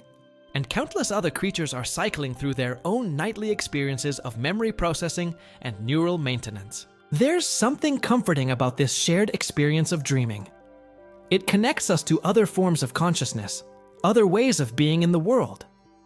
Your dog isn't so different from you when you're both sleeping, both dreaming, both cycling through stages of consciousness that have been shaped by millions of years of evolution. The next time you see an animal sleeping, you might wonder what they're dreaming about. While we can't know their subjective experience, we can be fairly certain they are experiencing something, some internal world of images and sensations shaped by their daily lives and their species-specific concerns. A prey animal might dream of escaping predators. A social animal might dream of its group. A hunter might dream of the chase. And here's a gentle thought to take into your own dreams tonight. The dreaming state is so fundamental to brain function that it emerged long before humans existed. Your dreams connect you not just to other people, but to a vast community of dreaming beings, each processing their experiences, each maintaining their neural networks, each participating in this mysterious nightly ritual. So as you close your eyes tonight, you can imagine all the other creatures around the world also closing their eyes, also entering their dream states. Dogs curled up in their beds, cats perched on windowsills, wild animals in forests and fields, marine mammals in the ocean, birds roosting in trees. All of us together, dreaming our way through the night, each in our own way, but connected by this fundamental process that binds us to each other and to the long history of life on Earth. Let's explore something you might not have thought much about: the sensory experience of dreams. Do you dream in color or black and white? Can you taste things in dreams? Feel textures? Hear sounds? The answer is probably more complex and interesting than you'd expect, and it reveals fascinating things about how your brain creates the experience of reality, both waking and dreaming. There's an old belief that people dream in black and white, and interestingly, this belief was more common before color television became widespread. In the 1940s and 50s, when most media was in black and white, a significant number of people reported dreaming in black and white. But as color television became universal, the percentage of people reporting black and white dreams dropped dramatically. This suggests something fascinating. Our dreams might be influenced by the media we consume and the way we're used to processing visual information. Most people today dream in color, full, vivid color, that can sometimes seem even more saturated and intense than waking vision. But the fact that media consumption affected dream reporting tells us something about the malleable nature of dream experience and how cultural factors can shape even our most private mental experiences. The truth is, vision in dreams exists on a spectrum. Some dreams are incredibly vivid and colorful, with hues that seem almost impossibly bright. Other dreams might be dimmer, more muted, with colors that you sense are there but don't really notice. And some dreams might focus on certain details in sharp clarity, while leaving everything else vague and undefined, much like how your waking attention works. Color isn't the only sensory dimension of dreams. Many people experience full multisensory dreams, where they can taste, smell, touch, and hear, with the same richness as waking life. You might dream of eating something and genuinely taste it. Your brain activating the same neural patterns it would use. The flavor can be so convincing that you wake up with the taste lingering in your mouth. Touch sensations in dreams can be remarkably realistic. You might dream of holding someone's hand and feel the warmth and pressure. You might dream of walking barefoot and feel different textures beneath your feet. You might dream of being cold or hot and wake up adjusting your blankets because your brain generated such a convincing sensation. Your sleeping brain can simulate physical sensations without any actual physical input, a testament to how much of your sensory experience is constructed internally. Sound in dreams is particularly interesting. People report hearing music in dreams, sometimes original compositions they've never heard before. Musicians have reported dreaming entire songs, complete with harmonies, instruments, and lyrics. Your brain is capable of generating complex auditory experiences entirely on its own, creating symphonies in the silence of sleep.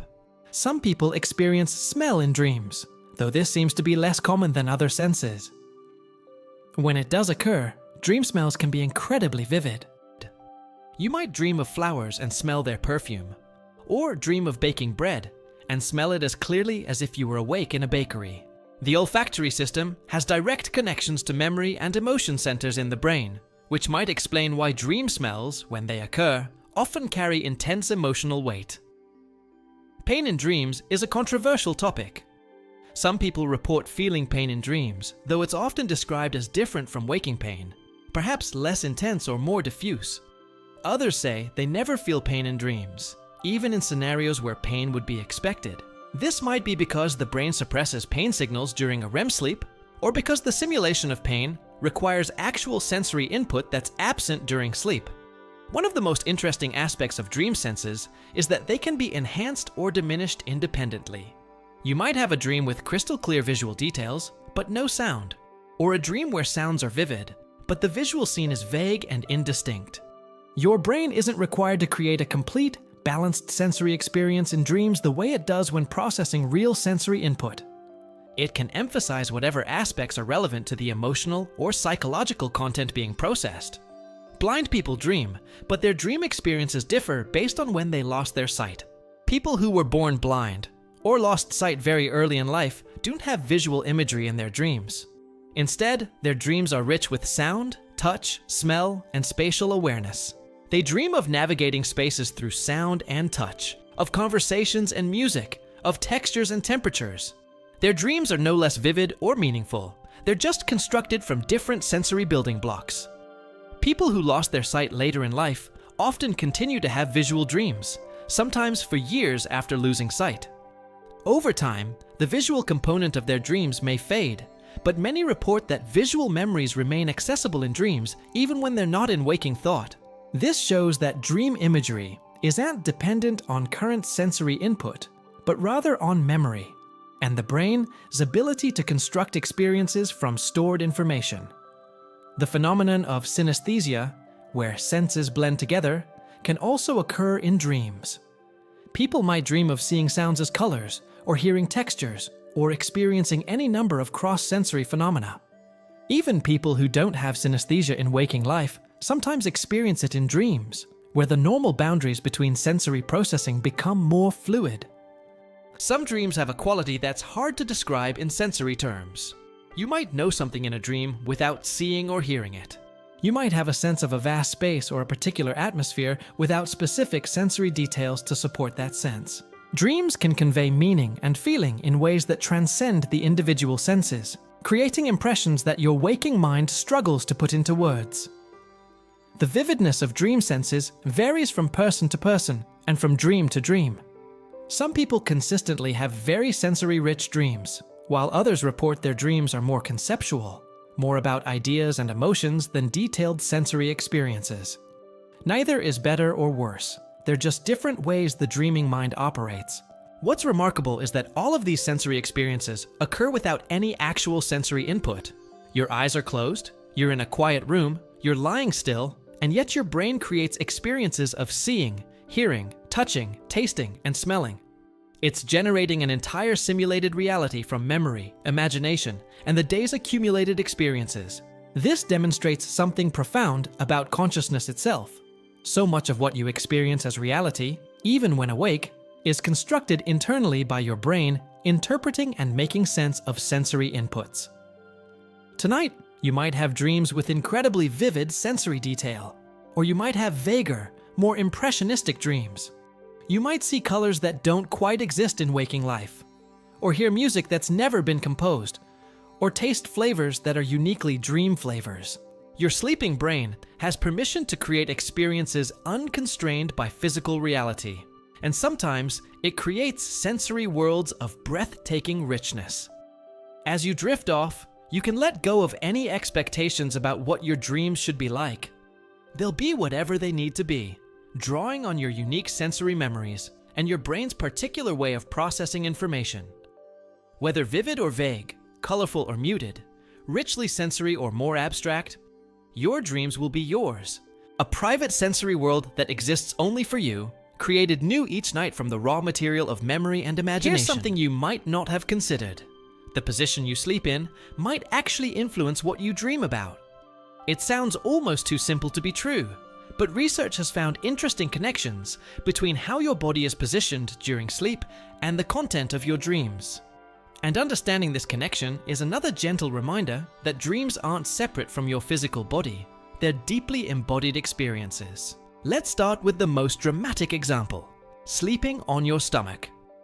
Several studies have found that people who sleep on their stomachs report more dreams with sexual or erotic content, as well as dreams involving sensations of being unable to breathe, being confined, or being pressed down. The theory is that lying face down puts subtle pressure on your body that your dreaming mind incorporates into the dream narrative. This makes sense when you consider that your brain is constantly monitoring your body state, even during sleep. If your arm is in an uncomfortable position, you'll shift it without fully waking. If you're too hot, you'll kick off blankets. If you're lying in a way that creates pressure or restricts breathing slightly, your dreaming mind might weave those sensations into the dream story. Sleeping on your back has its own dream associations. Some research suggests that back sleepers are more likely to have nightmares or disturbing dreams, possibly because this position makes sleep apnea, and snoring more likely, leading to brief disruptions in breathing that can create anxiety in dreams. Back sleeping is also the position most associated with sleep paralysis, that strange state where you are aware, but temporarily unable to move. However, back sleeping isn't necessarily bad for dreams. Some people find it the most comfortable position and sleep deeply without any negative dream content. And some lucid dreamers actually prefer sleeping on their backs because they find it easier to maintain awareness during the transition into dreaming. As with many aspects of sleep and dreams, individual variation is enormous. Side sleeping, the most common sleep position, seems to have its own subtle effects. Interestingly, some studies suggest that which side you sleep on might matter. Sleeping on the right side has been associated in some research with more positive dream emotions, while left side sleeping correlated with more nightmares and disturbing content. However, these findings are far from conclusive, and many researchers remain skeptical about whether side preference really affects dream content in any meaningful way. The reason side might matter at all relates to how blood flow and pressure affect different parts of your body. Your heart is slightly left of center, so lying on your left side puts slight pressure on it. Some people find this uncomfortable or notice more awareness of their heartbeat, which could potentially influence dreams. But again, this is subtle and varies greatly among individuals. Temperature and how covered or exposed your body is can also influence dreams. If you're too hot, you might dream of being in hot environments, deserts, tropical locations, or scenarios where you're overheated. If you're too cold, you might dream of winter landscapes, swimming in cold water, or feeling exposed to elements. Your brain takes the physical sensation and incorporates it into the dream narrative. The weight of blankets can affect dreams too. Heavy blankets or weighted blankets create a sense of pressure that some people find comforting, and that might lead to dreams of being held or embraced. Light or no blankets might lead to dreams of floating or flying. These aren't hard and fast rules, but rather examples of how your physical state can influence your dream content. If you fall asleep with your arm under your pillow, or in an awkward position, you might dream of your arm being restrained or injured. If your hand goes numb from restricted circulation, that sensation might manifest in your dreams. People have reported dreaming that their arm doesn't belong to them, or that they can't move it, only to wake and realize it had simply fallen asleep from an awkward position. Full bladder can definitely influence dreams. Many people have experienced dreams about searching for a bathroom, or being in scenarios where they need to go, but can't find appropriate facilities. This is your body's clever way of alerting you to physical needs without fully waking you up. Sometimes these dreams succeed in waking you so you can address the need. Other times, you sleep through them and wake up urgently needing the bathroom. Even sounds from your environment can weave into dreams. An alarm clock might become a phone ringing in your dream. Thunder outside might become cannon fire or crashing waves. Your partner's snoring might become a train or engine in your dream. Your brain is constantly monitoring your environment for genuine threats, and it incorporates ambient sounds into dreams as a way of explaining them without the need to wake fully. Light exposure during sleep affects dreams too. Even with your eyes closed, your brain can detect light through your eyelids. Sleeping in a room that gradually brightens with sunrise might lead to dreams with brighter, more positive imagery. Sleeping with too much light might lead to more fragmented sleep and less cohesive dreams. Many people find that total darkness leads to the deepest sleep and most vivid dreams. Physical sensations from health conditions can also influence dream content. People with chronic pain often incorporate that pain into their dreams, sometimes in symbolic ways. Someone with back pain might dream of carrying heavy loads. Someone with headaches might dream of pressure or confinement. The body and mind are always in conversation, and dreams are part of that ongoing dialogue. Interestingly, learning to pay attention to how physical sensations influence your dreams can actually help you become more aware in dreams. If you notice that you often dream about certain themes when in certain positions, you can use that as a reality check. I'm dreaming about water. Am I too warm? This might be a dream. This kind of meta-awareness can sometimes trigger lucidity. For most people, the goal isn't to manipulate dreams through sleep position, but simply to find what's most comfortable and promotes the best sleep. But it's interesting to understand that your dreams aren't just psychological phenomena, they're deeply influenced by your physical state. Your mind and body aren't separate, and nowhere is that more evident than in how bodily sensations shape dream experiences. Tonight, as you settle into whatever position feels most comfortable, you can be aware that your body and your dreaming mind are working together. The position you choose might subtly influence your dream content, but more importantly, it will help you sleep deeply and restfully. Your body knows what it needs. Trust it to find the position that allows for the most restorative sleep, and let your dreams unfold naturally from that foundation of physical comfort. One of the most important functions of dreaming is something that happens quietly, without any fanfare: the consolidation of memories. While you sleep and dream, your brain is essentially organizing the library of your experiences, deciding what to keep, where to store it, and how to connect it with existing knowledge. This process is so crucial that without it, your ability to learn and remember would be severely compromised. Memory consolidation happens throughout all stages of sleep, but different types of memories seem to be processed during different stages. During deep, slow-wave sleep earlier in the night, your brain consolidates declarative memories, facts, events, information you can consciously recall.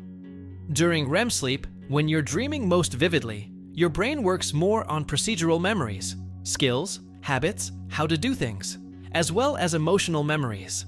Think about learning to ride a bike, or play an instrument, or type on a keyboard. When you first learn these skills, they require conscious attention and effort. But with practice and sleep, they become automatic. This transfer from conscious, effortful action to automatic skill happens largely during sleep. Your brain literally rewires itself while you dream, strengthening the neural pathways that encode these skills. Studies have shown this process in action. In one famous experiment, researchers taught people to navigate a virtual maze. Those who slept after learning performed significantly better when tested later than those who stayed awake for the same amount of time. The sleeping group had consolidated the spatial memory, turning the new information into stable, accessible knowledge. The dreaming brain had been rehearsing the maze, strengthening the memory. Even more remarkably, people who dreamed about the maze performed better than those who slept but didn't dream about it, or didn't remember dreaming about it. This suggests that dreams aren't just a side effect of memory consolidation. They might be an active part of the process. When you dream about something you're learning, your brain is giving it special attention, working it over, integrating it more deeply. This has practical implications. If you're a student studying for an exam, sleeping after studying helps you retain the information better than staying up late to cram. If you're learning a new skill, regular sleep with dreaming is essential for improvement. Your practice during the day plants seeds, but the growth happens during sleep, in the darkness, while you dream. The process works for emotional memories too, though in a more complex way. When something emotionally significant happens during your day, your brain needs to process not just the facts of what happened, but also the emotions attached to it. Dreams provide a space where emotional memories can be reactivated and processed in an environment where stress hormones are suppressed. This might be why you often feel better about upsetting events after a good night's sleep. It's not just that time has passed, it's that your dreaming brain has been working on the emotional memory, essentially taking the edge off the emotion while preserving the important information about what happened. This is a kind of natural overnight therapy that happens automatically. However, this emotional processing can be disrupted. People with PTSD, for instance, often have nightmares where traumatic memories are relived rather than processed. The normal system for dulling emotional intensity during dreams seems to malfunction, and the memories remain as distressing as ever. Understanding this has led to treatments that target sleep and dreams specifically to help process traumatic memories more effectively. Your brain is also deciding during sleep what to remember and what to forget. You take in vastly more information during the day than you could possibly store long term. Most of it isn't important. What someone 3 cars ahead of you was wearing, the exact pattern of cracks in the sidewalk, background conversations you overheard but didn't pay attention to. During sleep, your brain lets these irrelevant details fade while strengthening memories that matter. How does your brain decide what matters? Partly through what you paid attention to during the day. If you focused on something, rehearsed it, thought about it, your brain tags it as important.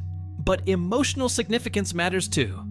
You'll probably remember a surprise party or an argument more readily than an ordinary commute, even if you didn't consciously try to remember the emotional event. Dreams might play a role in helping your brain find unexpected connections between new memories and existing knowledge. When you learn something new, it's most useful if it's integrated with related information you already know. Dreams, with their loose associations and creative combinations, might help build these integrative networks. A new concept gets linked to related ideas, examples, experiences, creating a rich web of associations that makes the knowledge more accessible and useful. There's also something called memory replay, where specific neural patterns from the day literally replay during sleep, but much faster. Researchers have recorded these replays in animals, seeing the exact same sequences of neurons fired during sleep that fired when the animal was learning something during the day, but compressed into a much shorter time frame. It's like watching a video on fast forward. This rapid replay might help strengthen memories efficiently. Interestingly, targeted memory reactivation is a technique researchers have developed where they pair learning with a specific cue, like a particular sound or smell, and then present that cue again during sleep. Studies show this can enhance memory consolidation for the associated information. Your sleeping brain hears the cue and automatically reactivates and strengthens the associated memories. You don't need to do anything special for this memory consolidation to occur. It happens automatically every night when you sleep, but understanding it can help you optimize learning. Study before bed rather than first thing in the morning. Practice a skill and then sleep on it. If something important happens, make sure you get good sleep that night to help process and consolidate the experience. It also means that when you feel like you're not being productive because you're sleeping, you're actually wrong. Sleep is profoundly productive. Your brain is working hard, organizing information, consolidating memories, integrating new knowledge with old. Every minute of sleep, especially dream-rich REM sleep, is contributing to your ability to remember, learn, and function. Tonight, as you sleep, this process will unfold automatically. Experiences from today will be sorted, processed, filed away. Skills you're learning will be strengthened. Emotional experiences will be integrated and their intensity modulated. And connections will be made between new information and existing knowledge, enriching your understanding in ways you won't consciously notice but will benefit from tomorrow. You can rest easy knowing that sleep isn't empty time. It's working time for your brain, some of the most important cognitive work that happens. While your conscious mind rests, your unconscious mind is busy curating the library of your life, ensuring that what matters is preserved and what doesn't gently fades away. Trust in this process. It's been perfecting itself for millions of years, and it knows what it's doing. Many people have dreams that repeat, not exactly the same each time, but with recurring themes, settings, or situations. These recurring dreams can persist for years, sometimes even decades, appearing periodically throughout your life. Understanding why these dreams recur and what they might mean can provide insight into persistent concerns, unresolved conflicts, or ongoing aspects of your psychological landscape. Recurring dreams often begin during childhood. Common childhood recurring dreams include being chased, falling, or scenarios involving school or family. Some people carry these same dream themes into adulthood, though the specific details might change. The monster that chased you as a child might become a vague, threatening presence as an adult, but the core experience of being pursued remains the same. The prevailing theory about recurring dreams is that they represent unresolved issues or persistent sources of stress. Your brain keeps bringing up the scenario because it's still working on whatever the dream represents. It's like your unconscious mind saying, "We haven't figured this out yet, let's try again." Each time the dream recurs, your mind is taking another approach to processing whatever underlying concern triggers the dream. This doesn't mean you need to solve some specific problem to stop a recurring dream, though sometimes that happens. More often, recurring dreams simply fade away, gradually as you grow and change. The concerns they represented become less relevant, or you develop better coping mechanisms, or life circumstances shift. The dream served its purpose for a time, and then naturally stops appearing. Some recurring dreams are more like recurring themes than identical repeats. You might frequently dream about being lost, but the specific location changes. Sometimes it's a city, sometimes a building, sometimes a forest. The setting doesn't matter as much as the core experience of being lost, of not knowing where you are or how to get where you need to go. This theme might represent feelings of uncertainty or lack of direction in your waking life. Water is a common element in recurring dreams. Some people frequently dream about oceans, rivers, floods, or swimming. Water in dreams often symbolizes emotions, so recurring water dreams might relate to how you're managing emotional experiences. Calm water might reflect emotional peace, while turbulent or flooding water might represent feeling overwhelmed by emotions. Being back in school is an incredibly common recurring dream theme that persists long after people finish their education. You might dream you're late for class, can't find your locker, didn't study for a test, or forgot you were even enrolled in a course. These dreams typically occur when you're feeling tested or evaluated in some way in waking life, when you're worried about performance or judgment. Flying dreams can also recur, and they're usually among the more pleasant recurring dreams. The ability to fly in dreams often represents feelings of freedom, confidence, or transcendence.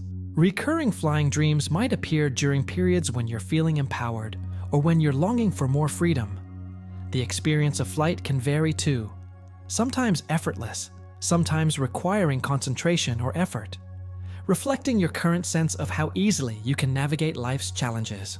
Some people have recurring dreams about specific real places from their past, childhood homes, grandparents' houses, schools they attended.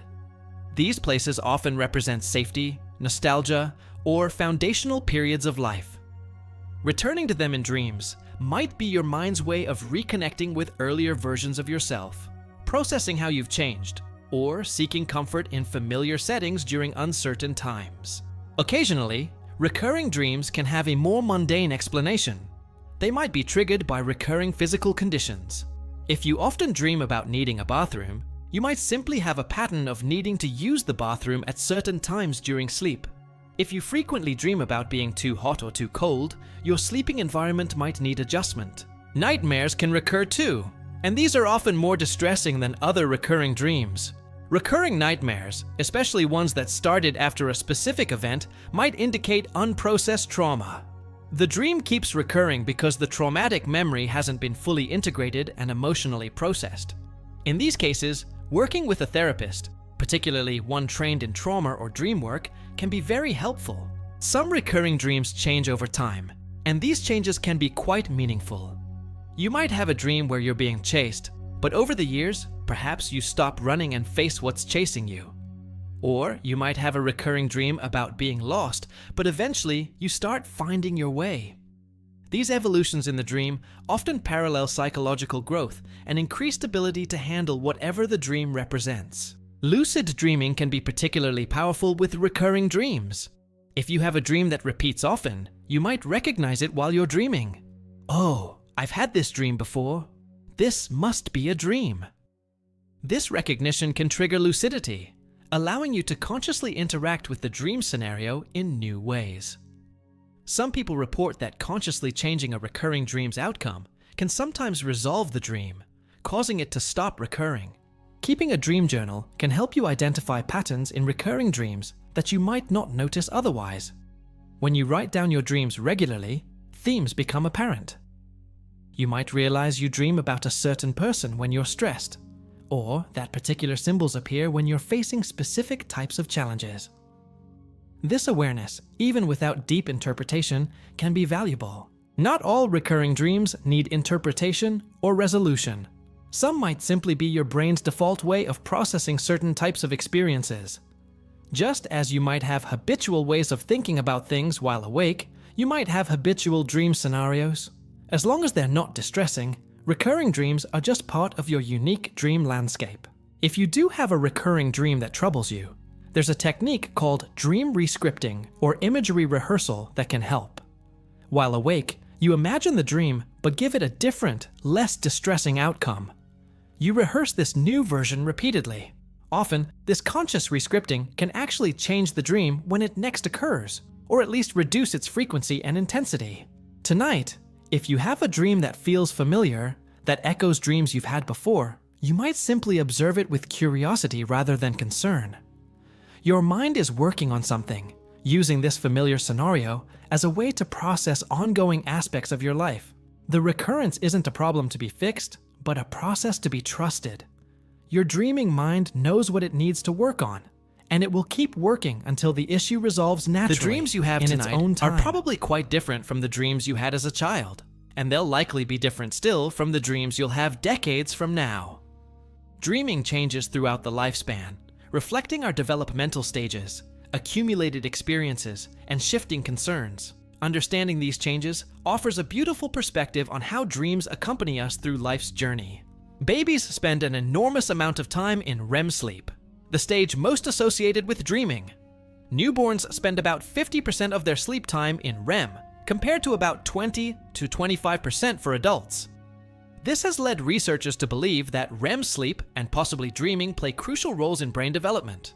All that neural activity during REM might be helping the rapidly growing brain organize itself, form connections, and establish the basic architecture of consciousness. But do babies actually dream in the way we understand dreaming? That's harder to answer. Without language, babies can't tell us about their dreams. And their limited life experience means they don't have the same bank of memories and images to draw from that older children and adults do. Some researchers believe infant REM sleep might be more about brain development than actual experiential dreams. Others suggest that babies might have sensory or emotional experiences during REM that could be considered primitive dreams. By the time children start talking, Around age 2 or 3, they begin reporting dreams, though these early dream reports are often quite simple. A toddler might report dreaming about an animal or a toy, brief images without much narrative. As language develops and cognitive abilities grow more sophisticated, so do dreams. Preschool and early elementary age children often have very vivid dreams, including more nightmares than they'll likely have as adults. This makes sense developmentally. Young children are learning about the world, including what's dangerous and what's safe. Their brains are processing a lot of new and sometimes frightening information.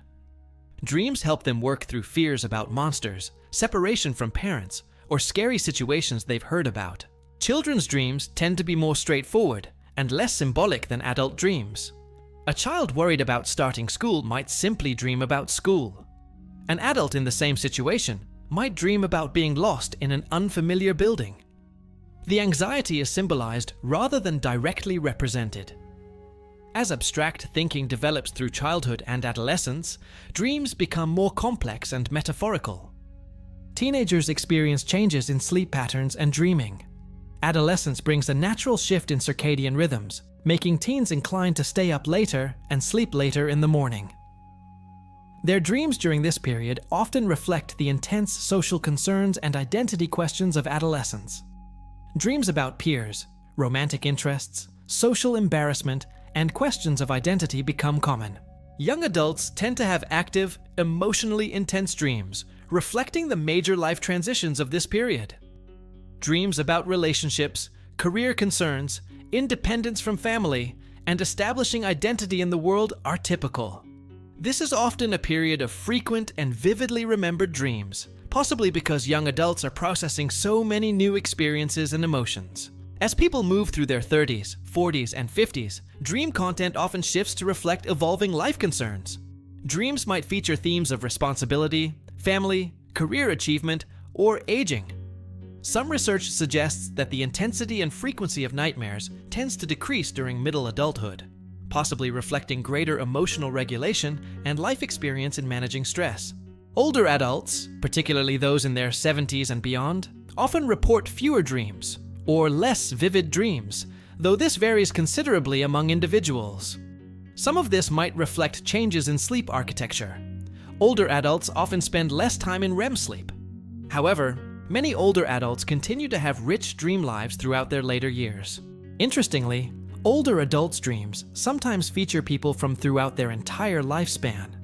They might dream about long-deceased parents or friends from childhood, alongside more recent acquaintances. It's as if the accumulated store of memories becomes more fluid, with the dreaming mind drawing from decades of experience.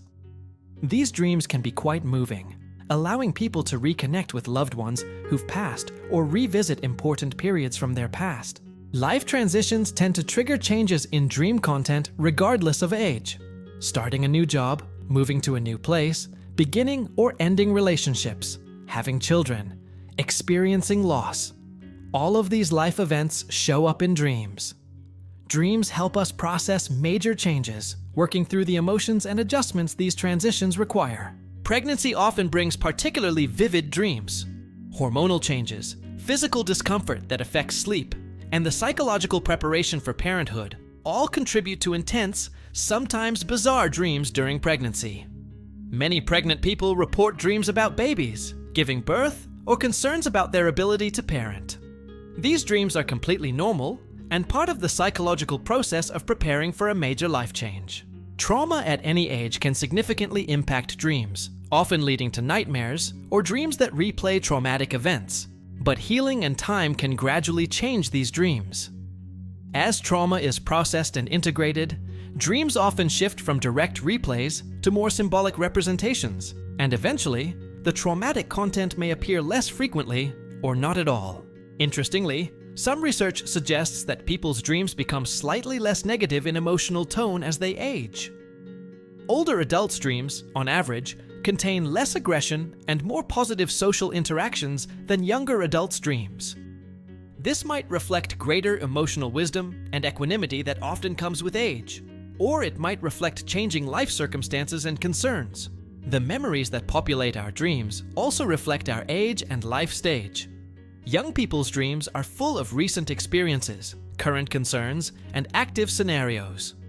Older adults' dreams might reach further back in time, drawing on decades of accumulated memories. Both are perfectly natural. Dreams work with the material available, and that material changes throughout life. One beautiful aspect of how dreams change with age is that they provide a kind of continuity. The you who dreams at 70 has a thread of connection back to the you who dreamed at 7, even though those dreams might be vastly different. Dreaming has been with you every night of your life, changing as you change, reflecting each stage of your journey. Tonight, your dreams will reflect where you are in your life right now, your current age, concerns, relationships, and experiences.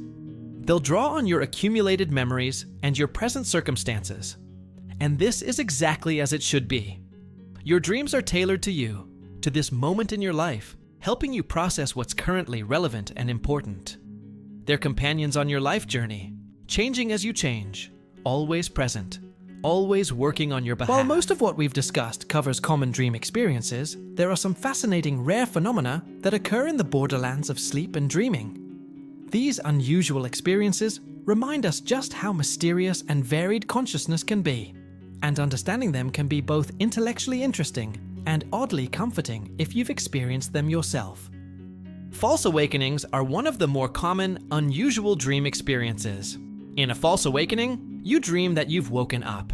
You might go through your entire morning routine, getting out of bed, brushing your teeth, making coffee, only to actually wake up and realize you're still in bed and haven't done any of those things. Sometimes false awakenings chain together, where you wake up multiple times before actually waking. These experiences can be disorienting, but they often occur during periods of stress or when you're particularly worried about oversleeping or missing something important. Your brain is so focused on the need to wake up that it creates a simulation of waking before you actually do. Some people experience false awakenings as part of lucid dreaming, recognizing during the false awakening that they're still dreaming. Dream within a dream experiences are related to false awakenings, but slightly different. In these, you dream that you're dreaming, and then wake up within the dream into another layer of dreaming. It's like the architecture of the movie Inception, nested dream levels. When you finally wake up for real, it can take a moment to be certain you're actually awake.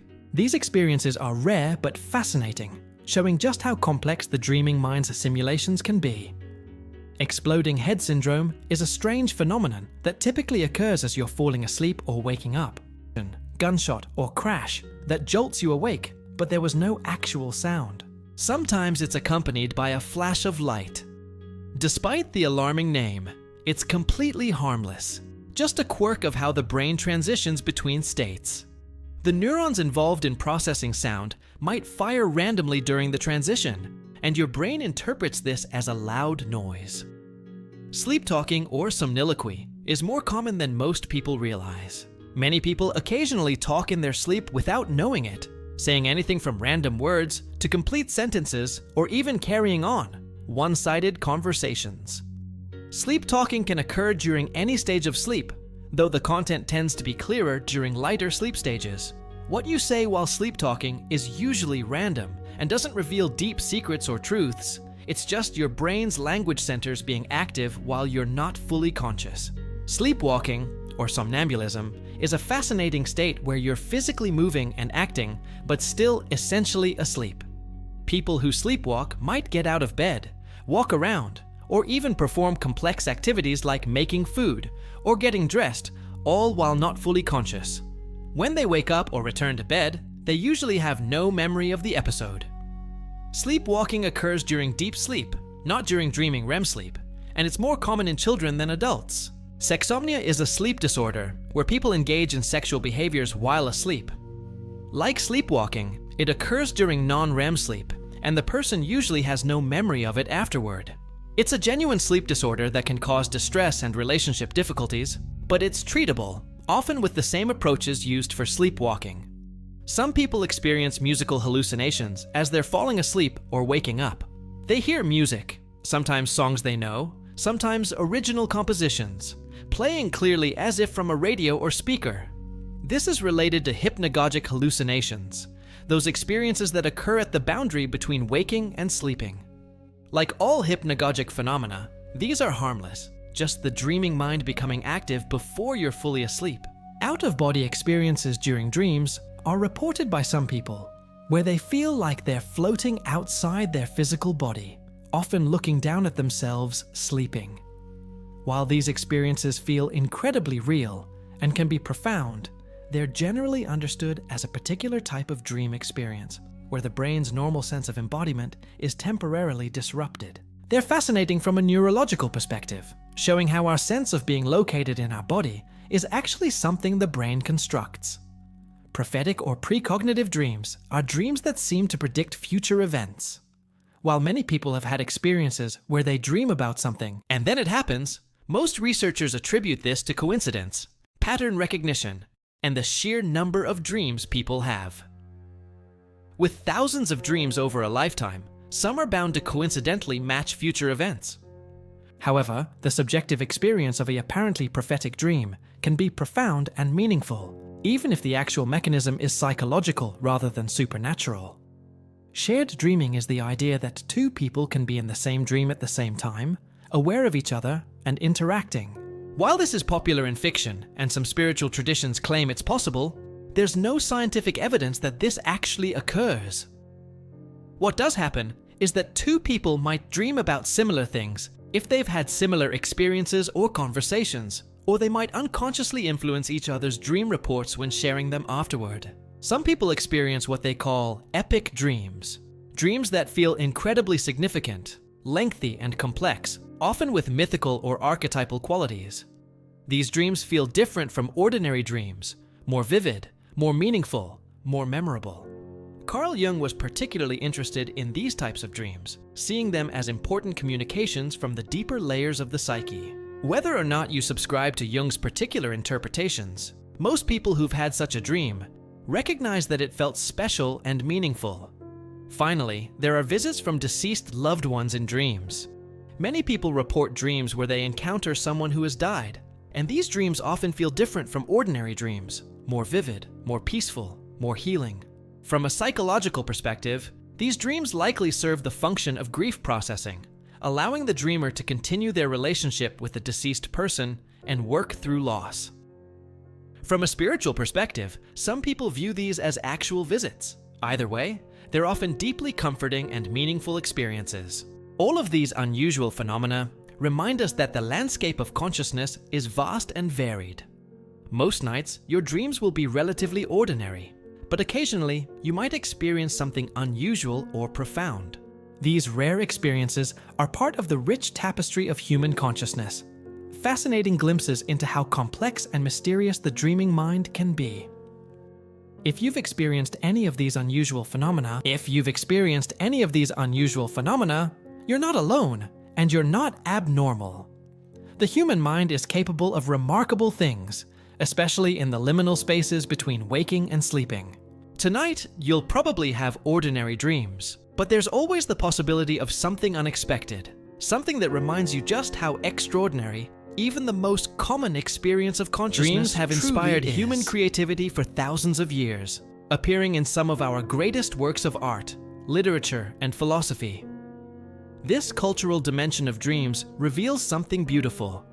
We don't just have dreams privately, we share them, talk about them, and use them as raw material for creative expression. Dreams connect us not just to our own inner worlds, but to the collective human imagination. Ancient literature is filled with significant dreams. In the Epic of Gilgamesh, one of humanity's oldest stories, dreams provide warnings and guidance. In the Hebrew Bible, dreams are channels for divine communication. Think of Jacob's dream of a ladder reaching to heaven, or Joseph interpreting Pharaoh's dreams of 7 fat and 7 lean cows. In the New Testament, dreams guide Joseph to protect Mary and the infant Jesus. These stories show how seriously ancient cultures took dreams as sources of wisdom and meaning. Greek and Roman literature is similarly rich with dreams.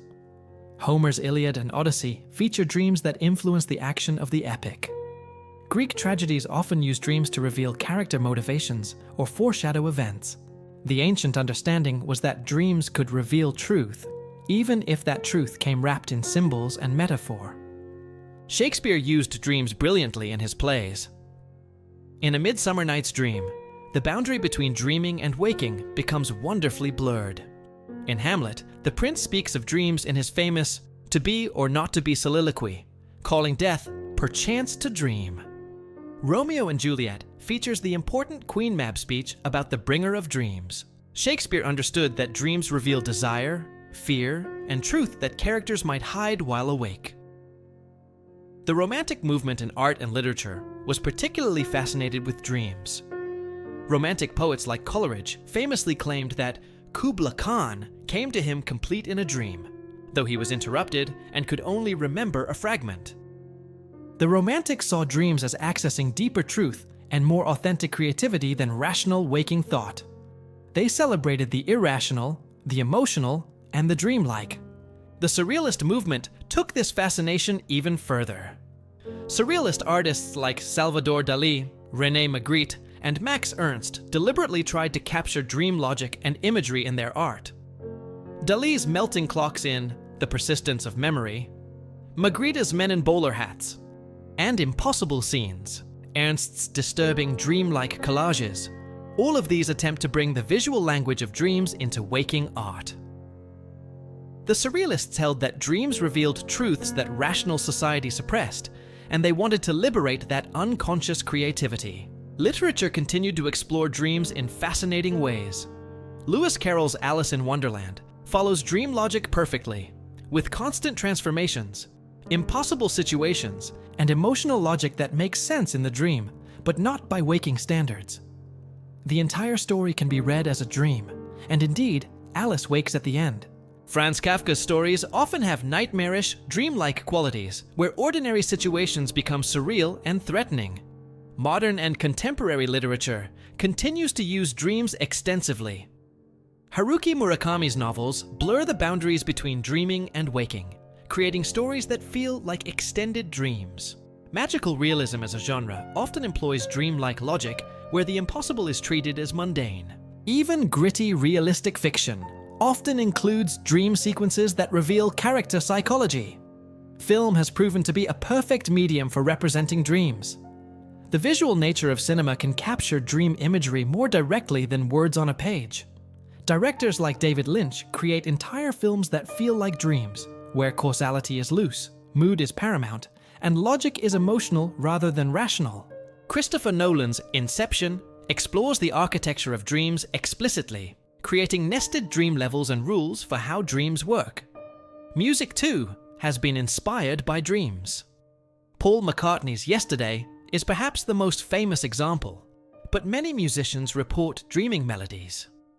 The Beatles' Lucy in the Sky with Diamonds captures a dreamlike, surreal quality.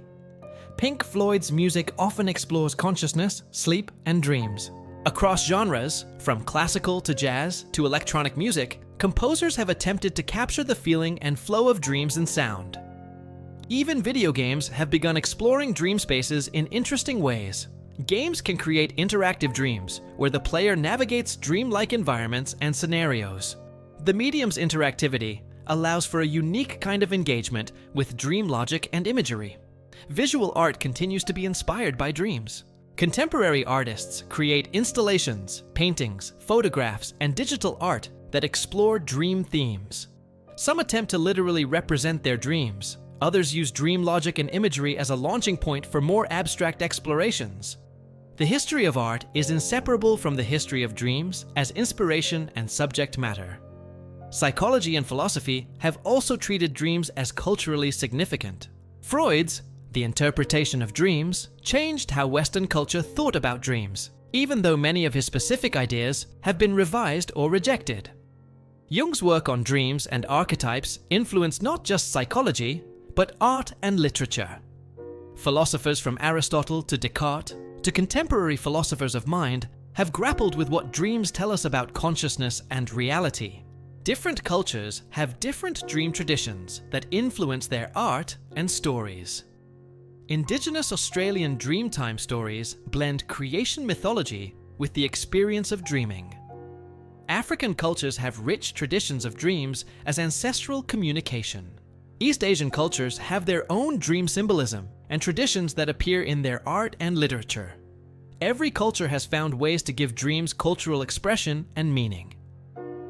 What all of this shows is that dreams aren't just private biological experiences.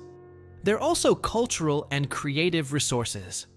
When you share a dream with a friend, when you draw or write about a dream, when you let a dream inspire any creative action, you're participating in a tradition as old as human culture itself. You're adding your voice to thousands of years of humans sharing, interpreting, and creating from dreams. Tonight, as you dream, you're not just having a private neurological event. You're participating in something that has inspired the greatest art, literature, and music our species has created. Your dreams connect you not just to your own unconscious, but to the shared human fascination with these nightly visions. They're personal and universal at once, yours alone and part of something vast. As you lie here preparing for sleep, it's worth knowing that scientists around the world are working to understand dreams more deeply than ever before. The future of dream research holds fascinating possibilities that might change how we think about consciousness, memory, and even how we use dreams. While we don't have all the answers yet, the questions being asked are remarkable. One exciting frontier is dream decoding. Researchers in Japan and other countries have made preliminary progress in using brain imaging to identify what people are dreaming about. By analyzing patterns of brain activity during sleep and comparing them to brain patterns during waking experiences, scientists can make educated guesses about dream content. They've successfully identified broad categories like whether someone is dreaming about people, places, or objects. The technology is still in its infancy, and we're far from being able to watch someone else's dreams like a movie. But the fact that it's possible at all to extract information about dream content from brain activity is remarkable. As brain imaging technology improves and our understanding of neural patterns deepens, we might eventually be able to create rough visualizations of dreams, or at least identify their major themes and elements. This raises fascinating ethical questions. If we could record dreams, should we? Dreams are perhaps our last truly private experience. The ability to access someone else's dreams without their consent would be a serious invasion of privacy. But the voluntary sharing of dreams through technology could also have benefits, helping psychologists better understand their clients, allowing artists to share their internal visions more directly, or simply giving people new ways to remember and explore their own dream experiences. Another area of research involves targeted dream manipulation. We already know that external stimuli during sleep can influence dream content. Sounds, smells, and tactile sensations can be incorporated into dreams. Researchers are exploring whether specific types of sensory input during sleep could be used therapeutically, perhaps to reduce nightmares, help process trauma, or even enhance learning. Lucid dream induction is being studied more systematically. Various techniques, from electrical stimulation to sensory cues to training protocols, are being tested to help people achieve lucidity more reliably. If we could consistently induce lucid dreams, it might have applications for treating nightmares, enhancing creativity, or practicing skills.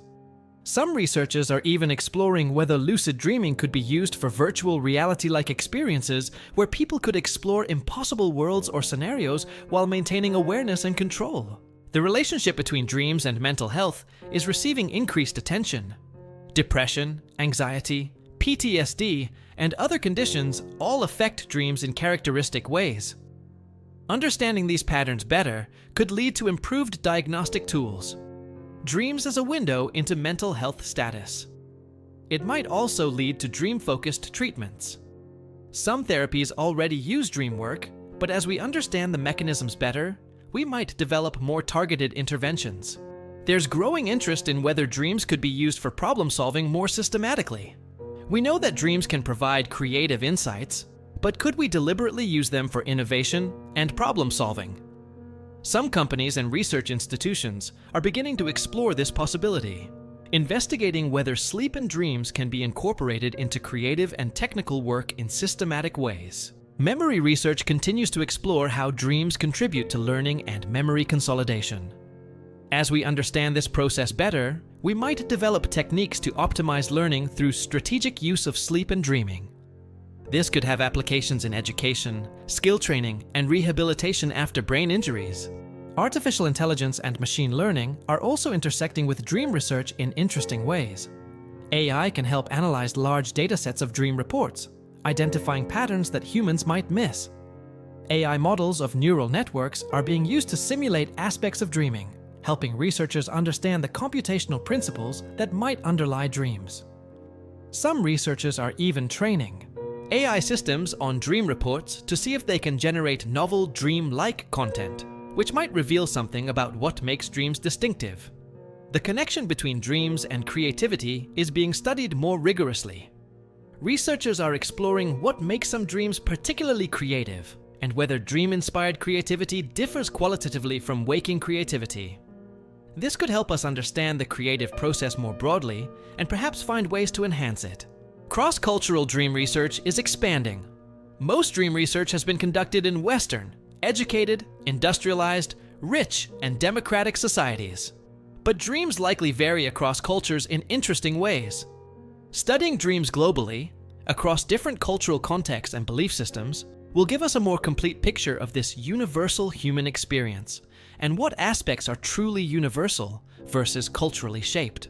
The relationship between dreams and consciousness remains a deep philosophical and scientific puzzle. Some researchers believe that understanding dreams will be crucial to understanding consciousness itself. Dreams are a state where we're conscious but in a different way than when we're awake.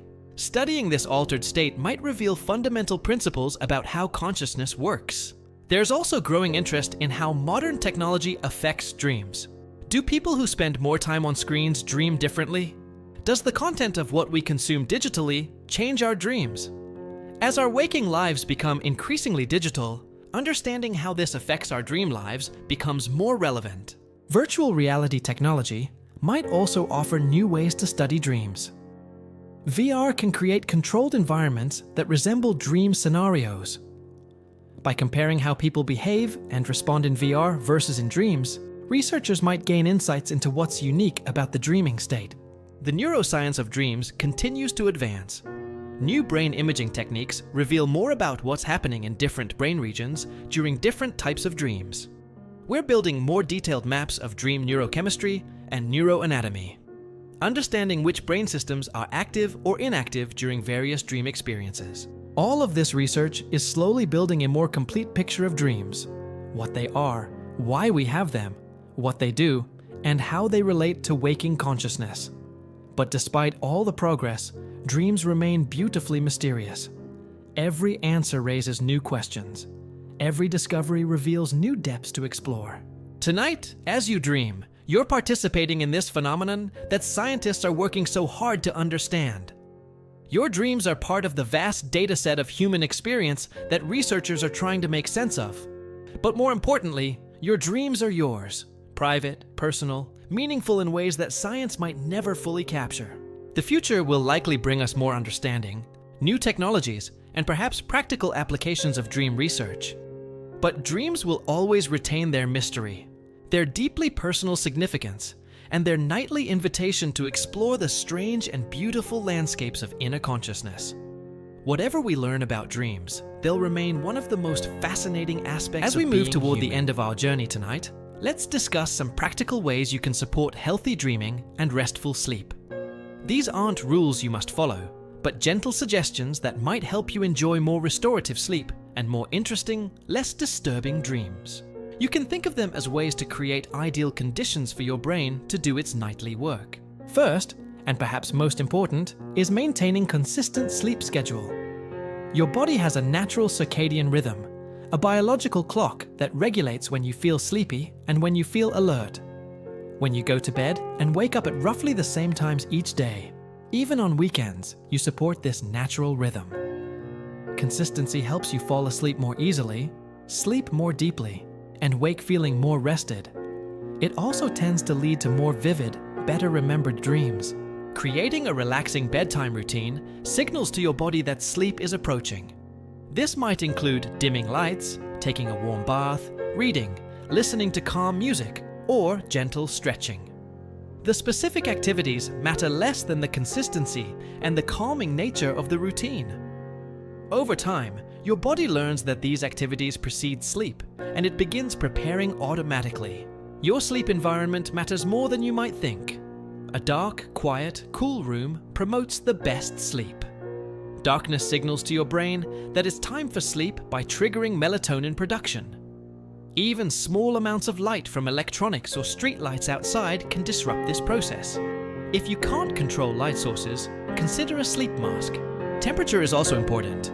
Your body temperature naturally drops as you fall asleep, and a cool room facilitates this process. Most people sleep best in rooms between 60 and 67 degrees Fahrenheit. If that's not possible, breathable bedding and pajamas can help. Being too hot or too cold can disrupt sleep and lead to more fragmented, less pleasant dreams. Noise can be disruptive, but complete silence isn't necessary, and might even make it harder to sleep for some people. If noise is an issue, white noise machines, fans, or soft background sounds can help mask disruptive noises. Earplugs work for some people too, though others find them uncomfortable. Your bed and pillow should be comfortable and supportive. If you're waking up with aches or pains, if you're tossing and turning trying to get comfortable, or if your mattress or pillow is old and worn, it might be time to replace them. Comfort is personal. What works for one person might not work for another, but investing in sleep comfort is investing in your health and well-being. What you eat and drink, especially in the hours before bed, can affect your sleep and dreams. Heavy meals close to bedtime can cause discomfort and disrupt sleep. Caffeine, which stays in your system for hours, can make it harder to fall asleep and reduce the quality of sleep. Alcohol might help you fall asleep initially, but it disrupts sleep architecture later in the night, reducing REM sleep and dream quality. Some foods might even influence dreams. Spicy foods eaten close to bedtime can cause discomfort that disrupts sleep. Some people report that certain foods seem to trigger more vivid or unusual dreams. Though scientific evidence for this is limited, and individual responses vary greatly. If you notice connections between what you eat and how you sleep or dream, you can adjust accordingly. Exercise is generally beneficial for sleep, but timing matters. Regular physical activity tends to improve sleep quality and can lead to more deep sleep. However, vigorous exercise too close to bedtime can be stimulating and make it harder to fall asleep. For most people, finishing intense exercise at least a few hours before bed works best. Gentle stretching or yoga closer to bedtime can be relaxing. Managing stress and anxiety is crucial for good sleep.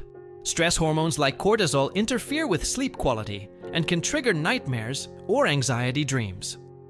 Finding healthy ways to manage stress through exercise, meditation, therapy, creative activities, time in nature, or social connection supports better sleep and more positive dream experiences. If you find your mind racing when you lie down to sleep, consider doing a worry dump earlier in the evening. Write down what's on your mind, what you need to do tomorrow, what you're anxious about. Getting it out of your head and onto paper can help your mind let go of these concerns while you sleep. Your unconscious mind will still work on them, but your conscious mind can rest. Meditation and mindfulness practices can be particularly helpful for sleep. Even 5 or 10 minutes of meditation before bed can calm your mind and prepare you for sleep. Apps that offer guided sleep meditations can be useful, though be mindful about screen time before bed. Speaking of screens, reducing blue light exposure in the evening helps support natural melatonin production.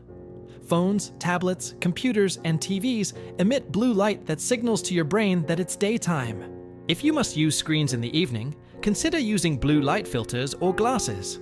Better yet, try to have a screen-free hour before bed, using that time for non-digital activities like reading, conversation, or relaxation. If you're interested in remembering your dreams more, keeping a dream journal is the most effective method. Keep a notebook by your bed and write down whatever you remember as soon as you wake up, even if it's just fragments or feelings. The act of recording dreams seems to train your brain to remember them better. Over time, your dream recall will likely improve. For better dream recall, Try to wake up naturally without an alarm when possible. Alarms often pull you out of REM sleep, and the abrupt awakening can cause you to lose the dream immediately. If you must use an alarm, consider one that wakes you gradually with increasing light or gentle sounds rather than a jarring noise. When you wake up, stay still for a moment with your eyes closed and try to hold onto the dream before moving or thinking about your day. Dreams are fragile and easily displaced by other thoughts. Those first moments of waking are when dreams are most accessible. If you are troubled by nightmares, imagery rehearsal therapy can help. During the day, imagine the nightmare but give it a less distressing ending. Practice this new version repeatedly. Many people find that this conscious rehearsal changes the nightmare when it next occurs or reduces its frequency. For better sleep generally, if you can't fall asleep after about 20 minutes, get up and do something calming in dim light until you feel sleepy. Lying in bed awake can create anxiety about sleep, which makes the problem worse. Breaking that association by getting up helps maintain the bed as a place associated with sleep, not wakefulness. Naps can be wonderful, but long or late naps can interfere with nighttime sleep. If you nap, try to keep it under 30 minutes and finish by early afternoon. This allows you to gain some rest without disrupting your ability to sleep at night. Remember that sleep needs vary. While 7 to 9 hours is recommended for most adults, some people need a bit more, others function well on a bit less. Pay attention to how you feel. If you're consistently tired during the day, you probably need more sleep. If you wake naturally feeling rested, you're likely getting enough. Most importantly, try not to stress about sleep itself. Sleep is natural, your body knows how to do it, and worrying about not sleeping well actually makes sleep worse.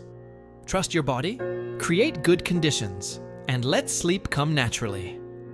Tonight, you've created ideal conditions by lying here, relaxed, listening to gentle information. Your body will take it from here. As we near the end of our time together tonight, let's step back from the science and practical advice and simply appreciate dreams for what they are. One of the most beautiful, mysterious, and deeply human experiences we have. There's a poetry to dreams that exists beyond explanation, a quality of wonder that remains even after we understand the neuroscience. Every night, you close your eyes and leave the familiar world behind. The rules of physics no longer apply. Time becomes fluid, stretching or compressing in ways that would be impossible in waking life. Space bends, allowing you to be in multiple places at once or to travel instantly across vast distances. Identity becomes flexible. You might be yourself, but also someone else. Or you might watch yourself from outside. In dreams, the impossible becomes mundane. You fly, and it seems perfectly natural. You speak with people who've been dead for years, and it doesn't strike you as odd. You're simultaneously 5 years old and your current age. A person morphs into a different person without you questioning it. The bizarre logic of dreams makes sense while you're dreaming, and only upon waking do you realize how strange it all was. There's something beautiful about this nightly permission to abandon logic. Your waking life requires rationality, cause and effect, consistent identity, and adherence to physical laws. But every night, you get to play in a realm where none of that matters. You get to experience complete freedom from the constraints that define waking existence. It's a nightly vacation from reality itself. Dreams remind us that consciousness is far stranger and more flexible than we usually acknowledge. We tend to think of being awake as the real state, and dreaming as somehow less real. But from another perspective, both are simply different modes of consciousness, different ways of being aware. Neither is more real than the other, they're just different. The you who dreams is as real as the you who wakes, experiencing different kinds of reality. The emotions in dreams can be more intense than waking emotions. You can feel pure joy, devastating sorrow, overwhelming love, or absolute terror in dreams. These emotions are real even if the scenarios that provoke them aren't. Your brain is generating genuine emotional experiences, and the fact that they're based on dream scenarios rather than waking events doesn't make them less valid as experiences. There's also something profound about how dreams connect us to our past. In dreams, you might revisit places from childhood, spend time with people you haven't seen in decades, or re-experience events from years ago. Dreams give you access to your entire lifetime of memories, mixing past and present in ways that would be impossible while awake. They're like time machines that let you travel through your own history. Dreams also connect us to everyone who dreams, which is everyone. The specific content of your dreams is uniquely yours, but the experience of dreaming is universal. Throughout history, across all cultures, every human being who has ever lived has dreamed. You share this experience with ancient peoples, with people across the world right now, and with everyone who will ever live.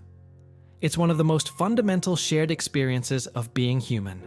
There's mystery in dreams that science, for all its progress, hasn't fully dispelled. Yes, we understand more about the neuroscience than ever before. We know about REM sleep, about memory consolidation, about the brain regions involved. But knowing the mechanism doesn't eliminate the wonder. Understanding how dreams work doesn't make them less magical, just as understanding how stars form doesn't make stargazing less beautiful. Some questions about dreams might not have scientific answers, or at least not complete ones. What does it feel like to be you, dreaming? What creates the sense of narrative and meaning in dreams, even when the content is bizarre? Why do some dreams feel significant, while others feel trivial? These are questions about subjective experience, and subjective experience always retains an element of mystery. Dreams also remind us that we're not entirely in control, and there's something oddly comforting about that. You can't decide what to dream about, at least not usually. You can't predict what your mind will create tonight. There's an element of surprise, of being gifted with experiences you didn't consciously construct. In a life where so much requires control and decision-making, dreams are something that happens to you, rather than something you make happen. The creative aspect of dreams is also remarkable. Every night, your mind becomes an artist, a storyteller, a filmmaker creating experiences just for you. Without any conscious effort, you produce narratives, characters, visual landscapes, emotional arcs. You're both the creator and the audience of these nightly productions. The creativity of dreams suggests that creativity isn't just something we do deliberately. It's a fundamental feature of consciousness itself. Dreams can also be healing in ways that go beyond the scientific explanations. Yes, they process emotions and consolidate memories, but there's also something healing about simply having a space where anything is possible, where wounds can be revisited and reimagined, where you can have experiences that waking life doesn't offer. The dream world is a space for working things out, for trying on different versions of reality, for exploring aspects of yourself that don't get expression in daily life. The symbols and metaphors in dreams show the poetic nature of the unconscious mind. When you're anxious about something, you don't just dream directly about the anxiety. You dream about being chased, or being lost, or falling. Your mind speaks in imagery and symbol, creating poetry without words. This symbolic language is ancient, and understanding it, even partially, can feel like learning to read a text written in a secret code. There's also something precious about the privacy of dreams. In a world where privacy is increasingly rare, where our activities are tracked and recorded, where we're constantly performing for others, dreams remain completely private. No one knows what you dream unless you choose to tell them. That private inner world, inaccessible to anyone else, is a sanctuary in an exposed world. Even nightmares, unpleasant as they are, have a kind of beauty in retrospect. They show your mind working hard to protect you, to prepare you, to process fears. They're evidence that your unconscious is vigilant, looking out for threats, practicing responses. They're uncomfortable, but they come from a protective impulse.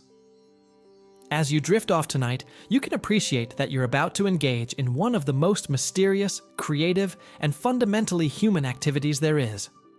You're going to dream. Your mind is going to create entire worlds, populate them with characters, generate experiences, process emotions, make connections, and tell stories. And you get to experience all of it. This nightly private cinema screening films that exist nowhere but in your consciousness. Whatever you dream tonight will be unique in all of human history. No one has ever had exactly that dream before, and no one ever will again.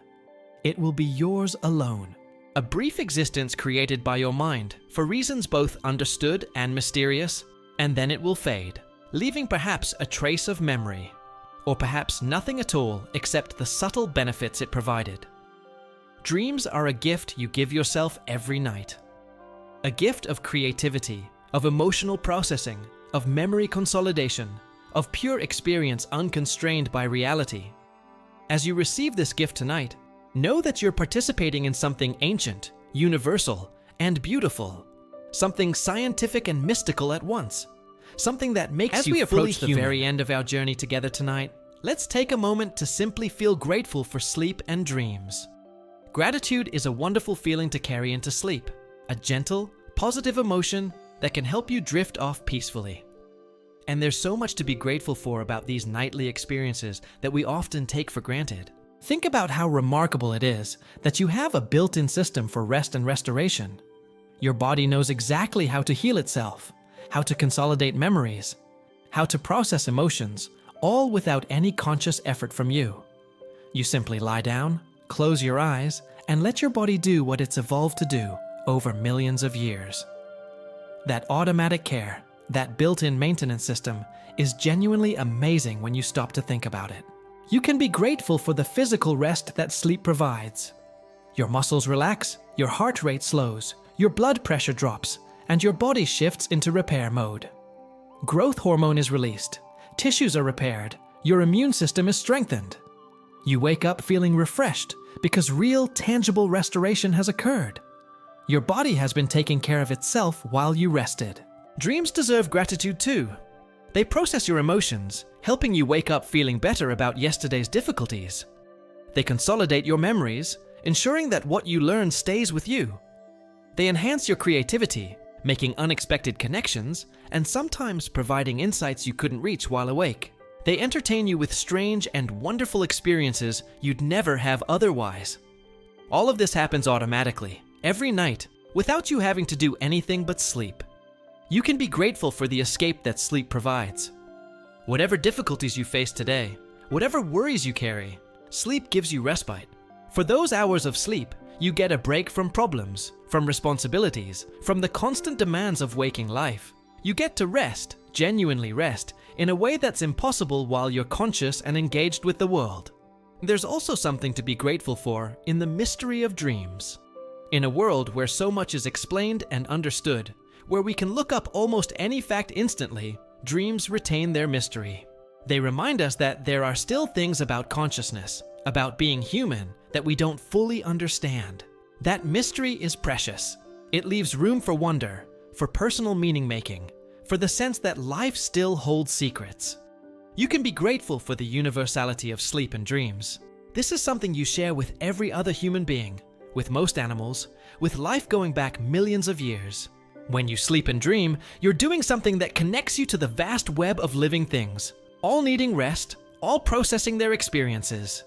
There's comfort in that shared need, that universal experience. Be grateful too for your dreams that have stayed with you over the years. Those dreams you remember from childhood, or from significant moments in your life, or dreams that were so vivid they still feel real. These dream memories are part of your inner world, part of what makes your consciousness uniquely yours. They're experiences that no one else has had exactly as you have. You can feel gratitude for the people who appear in your dreams. Dreams give you opportunities to see loved ones who've passed away, to revisit relationships, to process connections. Sometimes dreams let you interact with people in ways you can't while awake, letting you say things unsaid, imagine different outcomes, or simply spend time with people you miss. That's a gift dreams provide. There's something to be grateful for in how sleep equalizes us. Whether you're rich or poor, powerful or powerless, famous or unknown, everyone needs sleep. Everyone dreams. In sleep, we're all vulnerable, all human, all engaged in the same basic biological necessity. There's a democracy to sleep that reminds us of our shared humanity. You can be grateful for mornings, for waking up feeling rested, for the transition back to waking consciousness. That moment of waking, of remembering where you are and who you are, of feeling ready to face a new day, is a daily renewal. Every morning is a small rebirth, made possible by the death-like state of deep sleep. Be grateful for the nights when sleep comes easily, when you drift off peacefully and wake feeling refreshed. These nights might not stand out in memory because they are comfortable and unremarkable, But they're precious. They're nights when everything worked as it should, when your body's systems functioned properly, when you got what you needed. Even difficult nights, nights when sleep was restless or dreams were disturbing, deserve a kind of gratitude. They're evidence that your mind is working on something, processing something that needs attention. They're not pleasant, but they're purposeful. Your unconscious is trying to help you, even when its methods are uncomfortable. You can be grateful for the simple comfort of bed. A safe, comfortable place to lie down at night is not something everyone has, and yet it's so easy to take for granted. The pillow under your head, the blanket over you, the mattress supporting your body. These simple comforts contribute to your ability to rest and dream. They're worth acknowledging with gratitude. Be grateful for the darkness and quiet of night, for the world slowing down, for the space that evening and night create for rest. Even in busy cities, there's a quality to nighttime that's different from day, a permission to withdraw from activity and rest. The cycle of day and night, light and dark, activity and rest, is a natural rhythm that supports your well-being. You can feel grateful for your own body's wisdom, for how it knows when it needs sleep, for how it regulates sleep cycles, for how it takes care of you without requiring constant conscious direction. Your body is incredibly intelligent, and nowhere is that more evident than in how it manages sleep and dreaming. You can trust it and feel grateful for that trustworthiness. Finally, you can be grateful for this moment right now, for the opportunity to rest, to let go, to sleep and dream. You've made it through another day. You've arrived at this peaceful moment, and now you can simply relax and let sleep come, knowing that your body and mind will take care of you through the night. As you feel this gratitude washing over you, let it be gentle and easy. You don't need to force it or work at it. Just acknowledge softly that there are things to be grateful for about sleep and dreams, and let that acknowledgement fill you with warmth and peace. Gratitude is a beautiful emotion to carry into sleep, and it might even influence your dreams in subtle, positive ways. So thank you to your body for knowing how to rest. Thank you to your mind for processing and creating and taking care of you while you sleep. Thank you to sleep itself for being there every night, reliable and restorative. And thank you to dreams for being mysterious, creative, healing, and fascinating. Tonight, you can sleep with gratitude, and let that gratitude ease you gently into whatever dreams await. We've come a long way together tonight, exploring dreams from so many different angles. We've talked about the science and the mystery, the common and the rare, the ancient and the modern. We've learned facts and pondered questions. We've traveled through the landscape of dreams as humans have understood them throughout history and across cultures. And now, it's time to simply let go and allow sleep to come naturally. You don't need to remember everything you've heard tonight. In fact, you probably won't, and that's perfectly fine. The information has done its job if it gave your conscious mind something gentle to focus on, while your body gradually relaxed and moved towards sleep. Whether you remember specific facts or not, you've spent this time thinking about dreams in a calm, peaceful way, and that's valuable in itself. As you lie here now, you might notice how different your body feels compared to when we started. Your breathing has probably slowed, your muscles have likely relaxed, your thoughts may be drifting more than they were. These are all signs that you're moving naturally towards sleep, that your body is doing exactly what it knows how to do. You don't need to do anything right now. You don't need to try to sleep or force yourself to relax. Sleep will come on its own, in its own time. All you need to do is continue to rest here comfortably, letting your thoughts drift where they will, allowing your body to settle more deeply with each breath. Tonight, when you dream, your dreams will be yours. They might be influenced by what you've heard, or they might be about something completely different. They might be vivid or vague, pleasant or puzzling, memorable or instantly forgotten. Whatever they are, they'll be serving their purpose, doing their work of processing and consolidating and creating. You might dream in color or in shades of gray. You might fly or walk or simply observe. You might visit familiar places or explore landscapes you've never seen. You might encounter people you know or strangers you've never met. Anything is possible in dreams, and tonight's dreams will unfold in whatever way they need to. Remember, you don't need to control your dreams or even remember them. They're working for you whether you're aware of them or not. Just as your heart beats and your lungs breathe without conscious direction, your dreaming mind will do its work without needing your supervision. You can simply trust the process and let it unfold. If you wake during the night, that's normal. Brief awakenings between sleep cycles happen to everyone. If you find yourself awake, don't worry or stress about it. Just stay relaxed, stay comfortable, and let yourself drift back to sleep. Your body knows how to return to sleep. You've done it thousands of times before, and you'll do it again tonight if needed. Whatever happens tonight, you'll be fine. You'll get the sleep you need. Your dreams will serve their purpose. Your body will rest and restore itself. And tomorrow, you'll wake up and face a new day, carrying the benefits of tonight's sleep and dreams with you, even if you can specifically identify what those benefits are. As you continue to rest here, you might become less aware of these words, more aware of your own gentle drift toward sleep. That's perfect. You can stop listening actively anytime, just letting the sound become background, something soothing and peaceful, but not requiring attention. Let yourself float between listening and not listening, between waking and sleeping, in that comfortable in-between space. Your eyelids might be heavy now, or perhaps they've already closed. Your body might feel pleasantly heavy, sinking into the mattress, supported and comfortable. Your thoughts might be slowing, becoming less linear, more dreamlike. All of these are natural, comfortable signs of approaching sleep. There's nothing you need to figure out tonight, no problems you need to solve right now, no worries that need your attention. Everything can wait until morning. Right now, your only job is to rest, to sleep, to let your mind and body take care of themselves through the night. The universe is vast, dreams are mysterious, sleep is restorative, and you are safe here in your bed. The night holds you gently. The darkness is peaceful.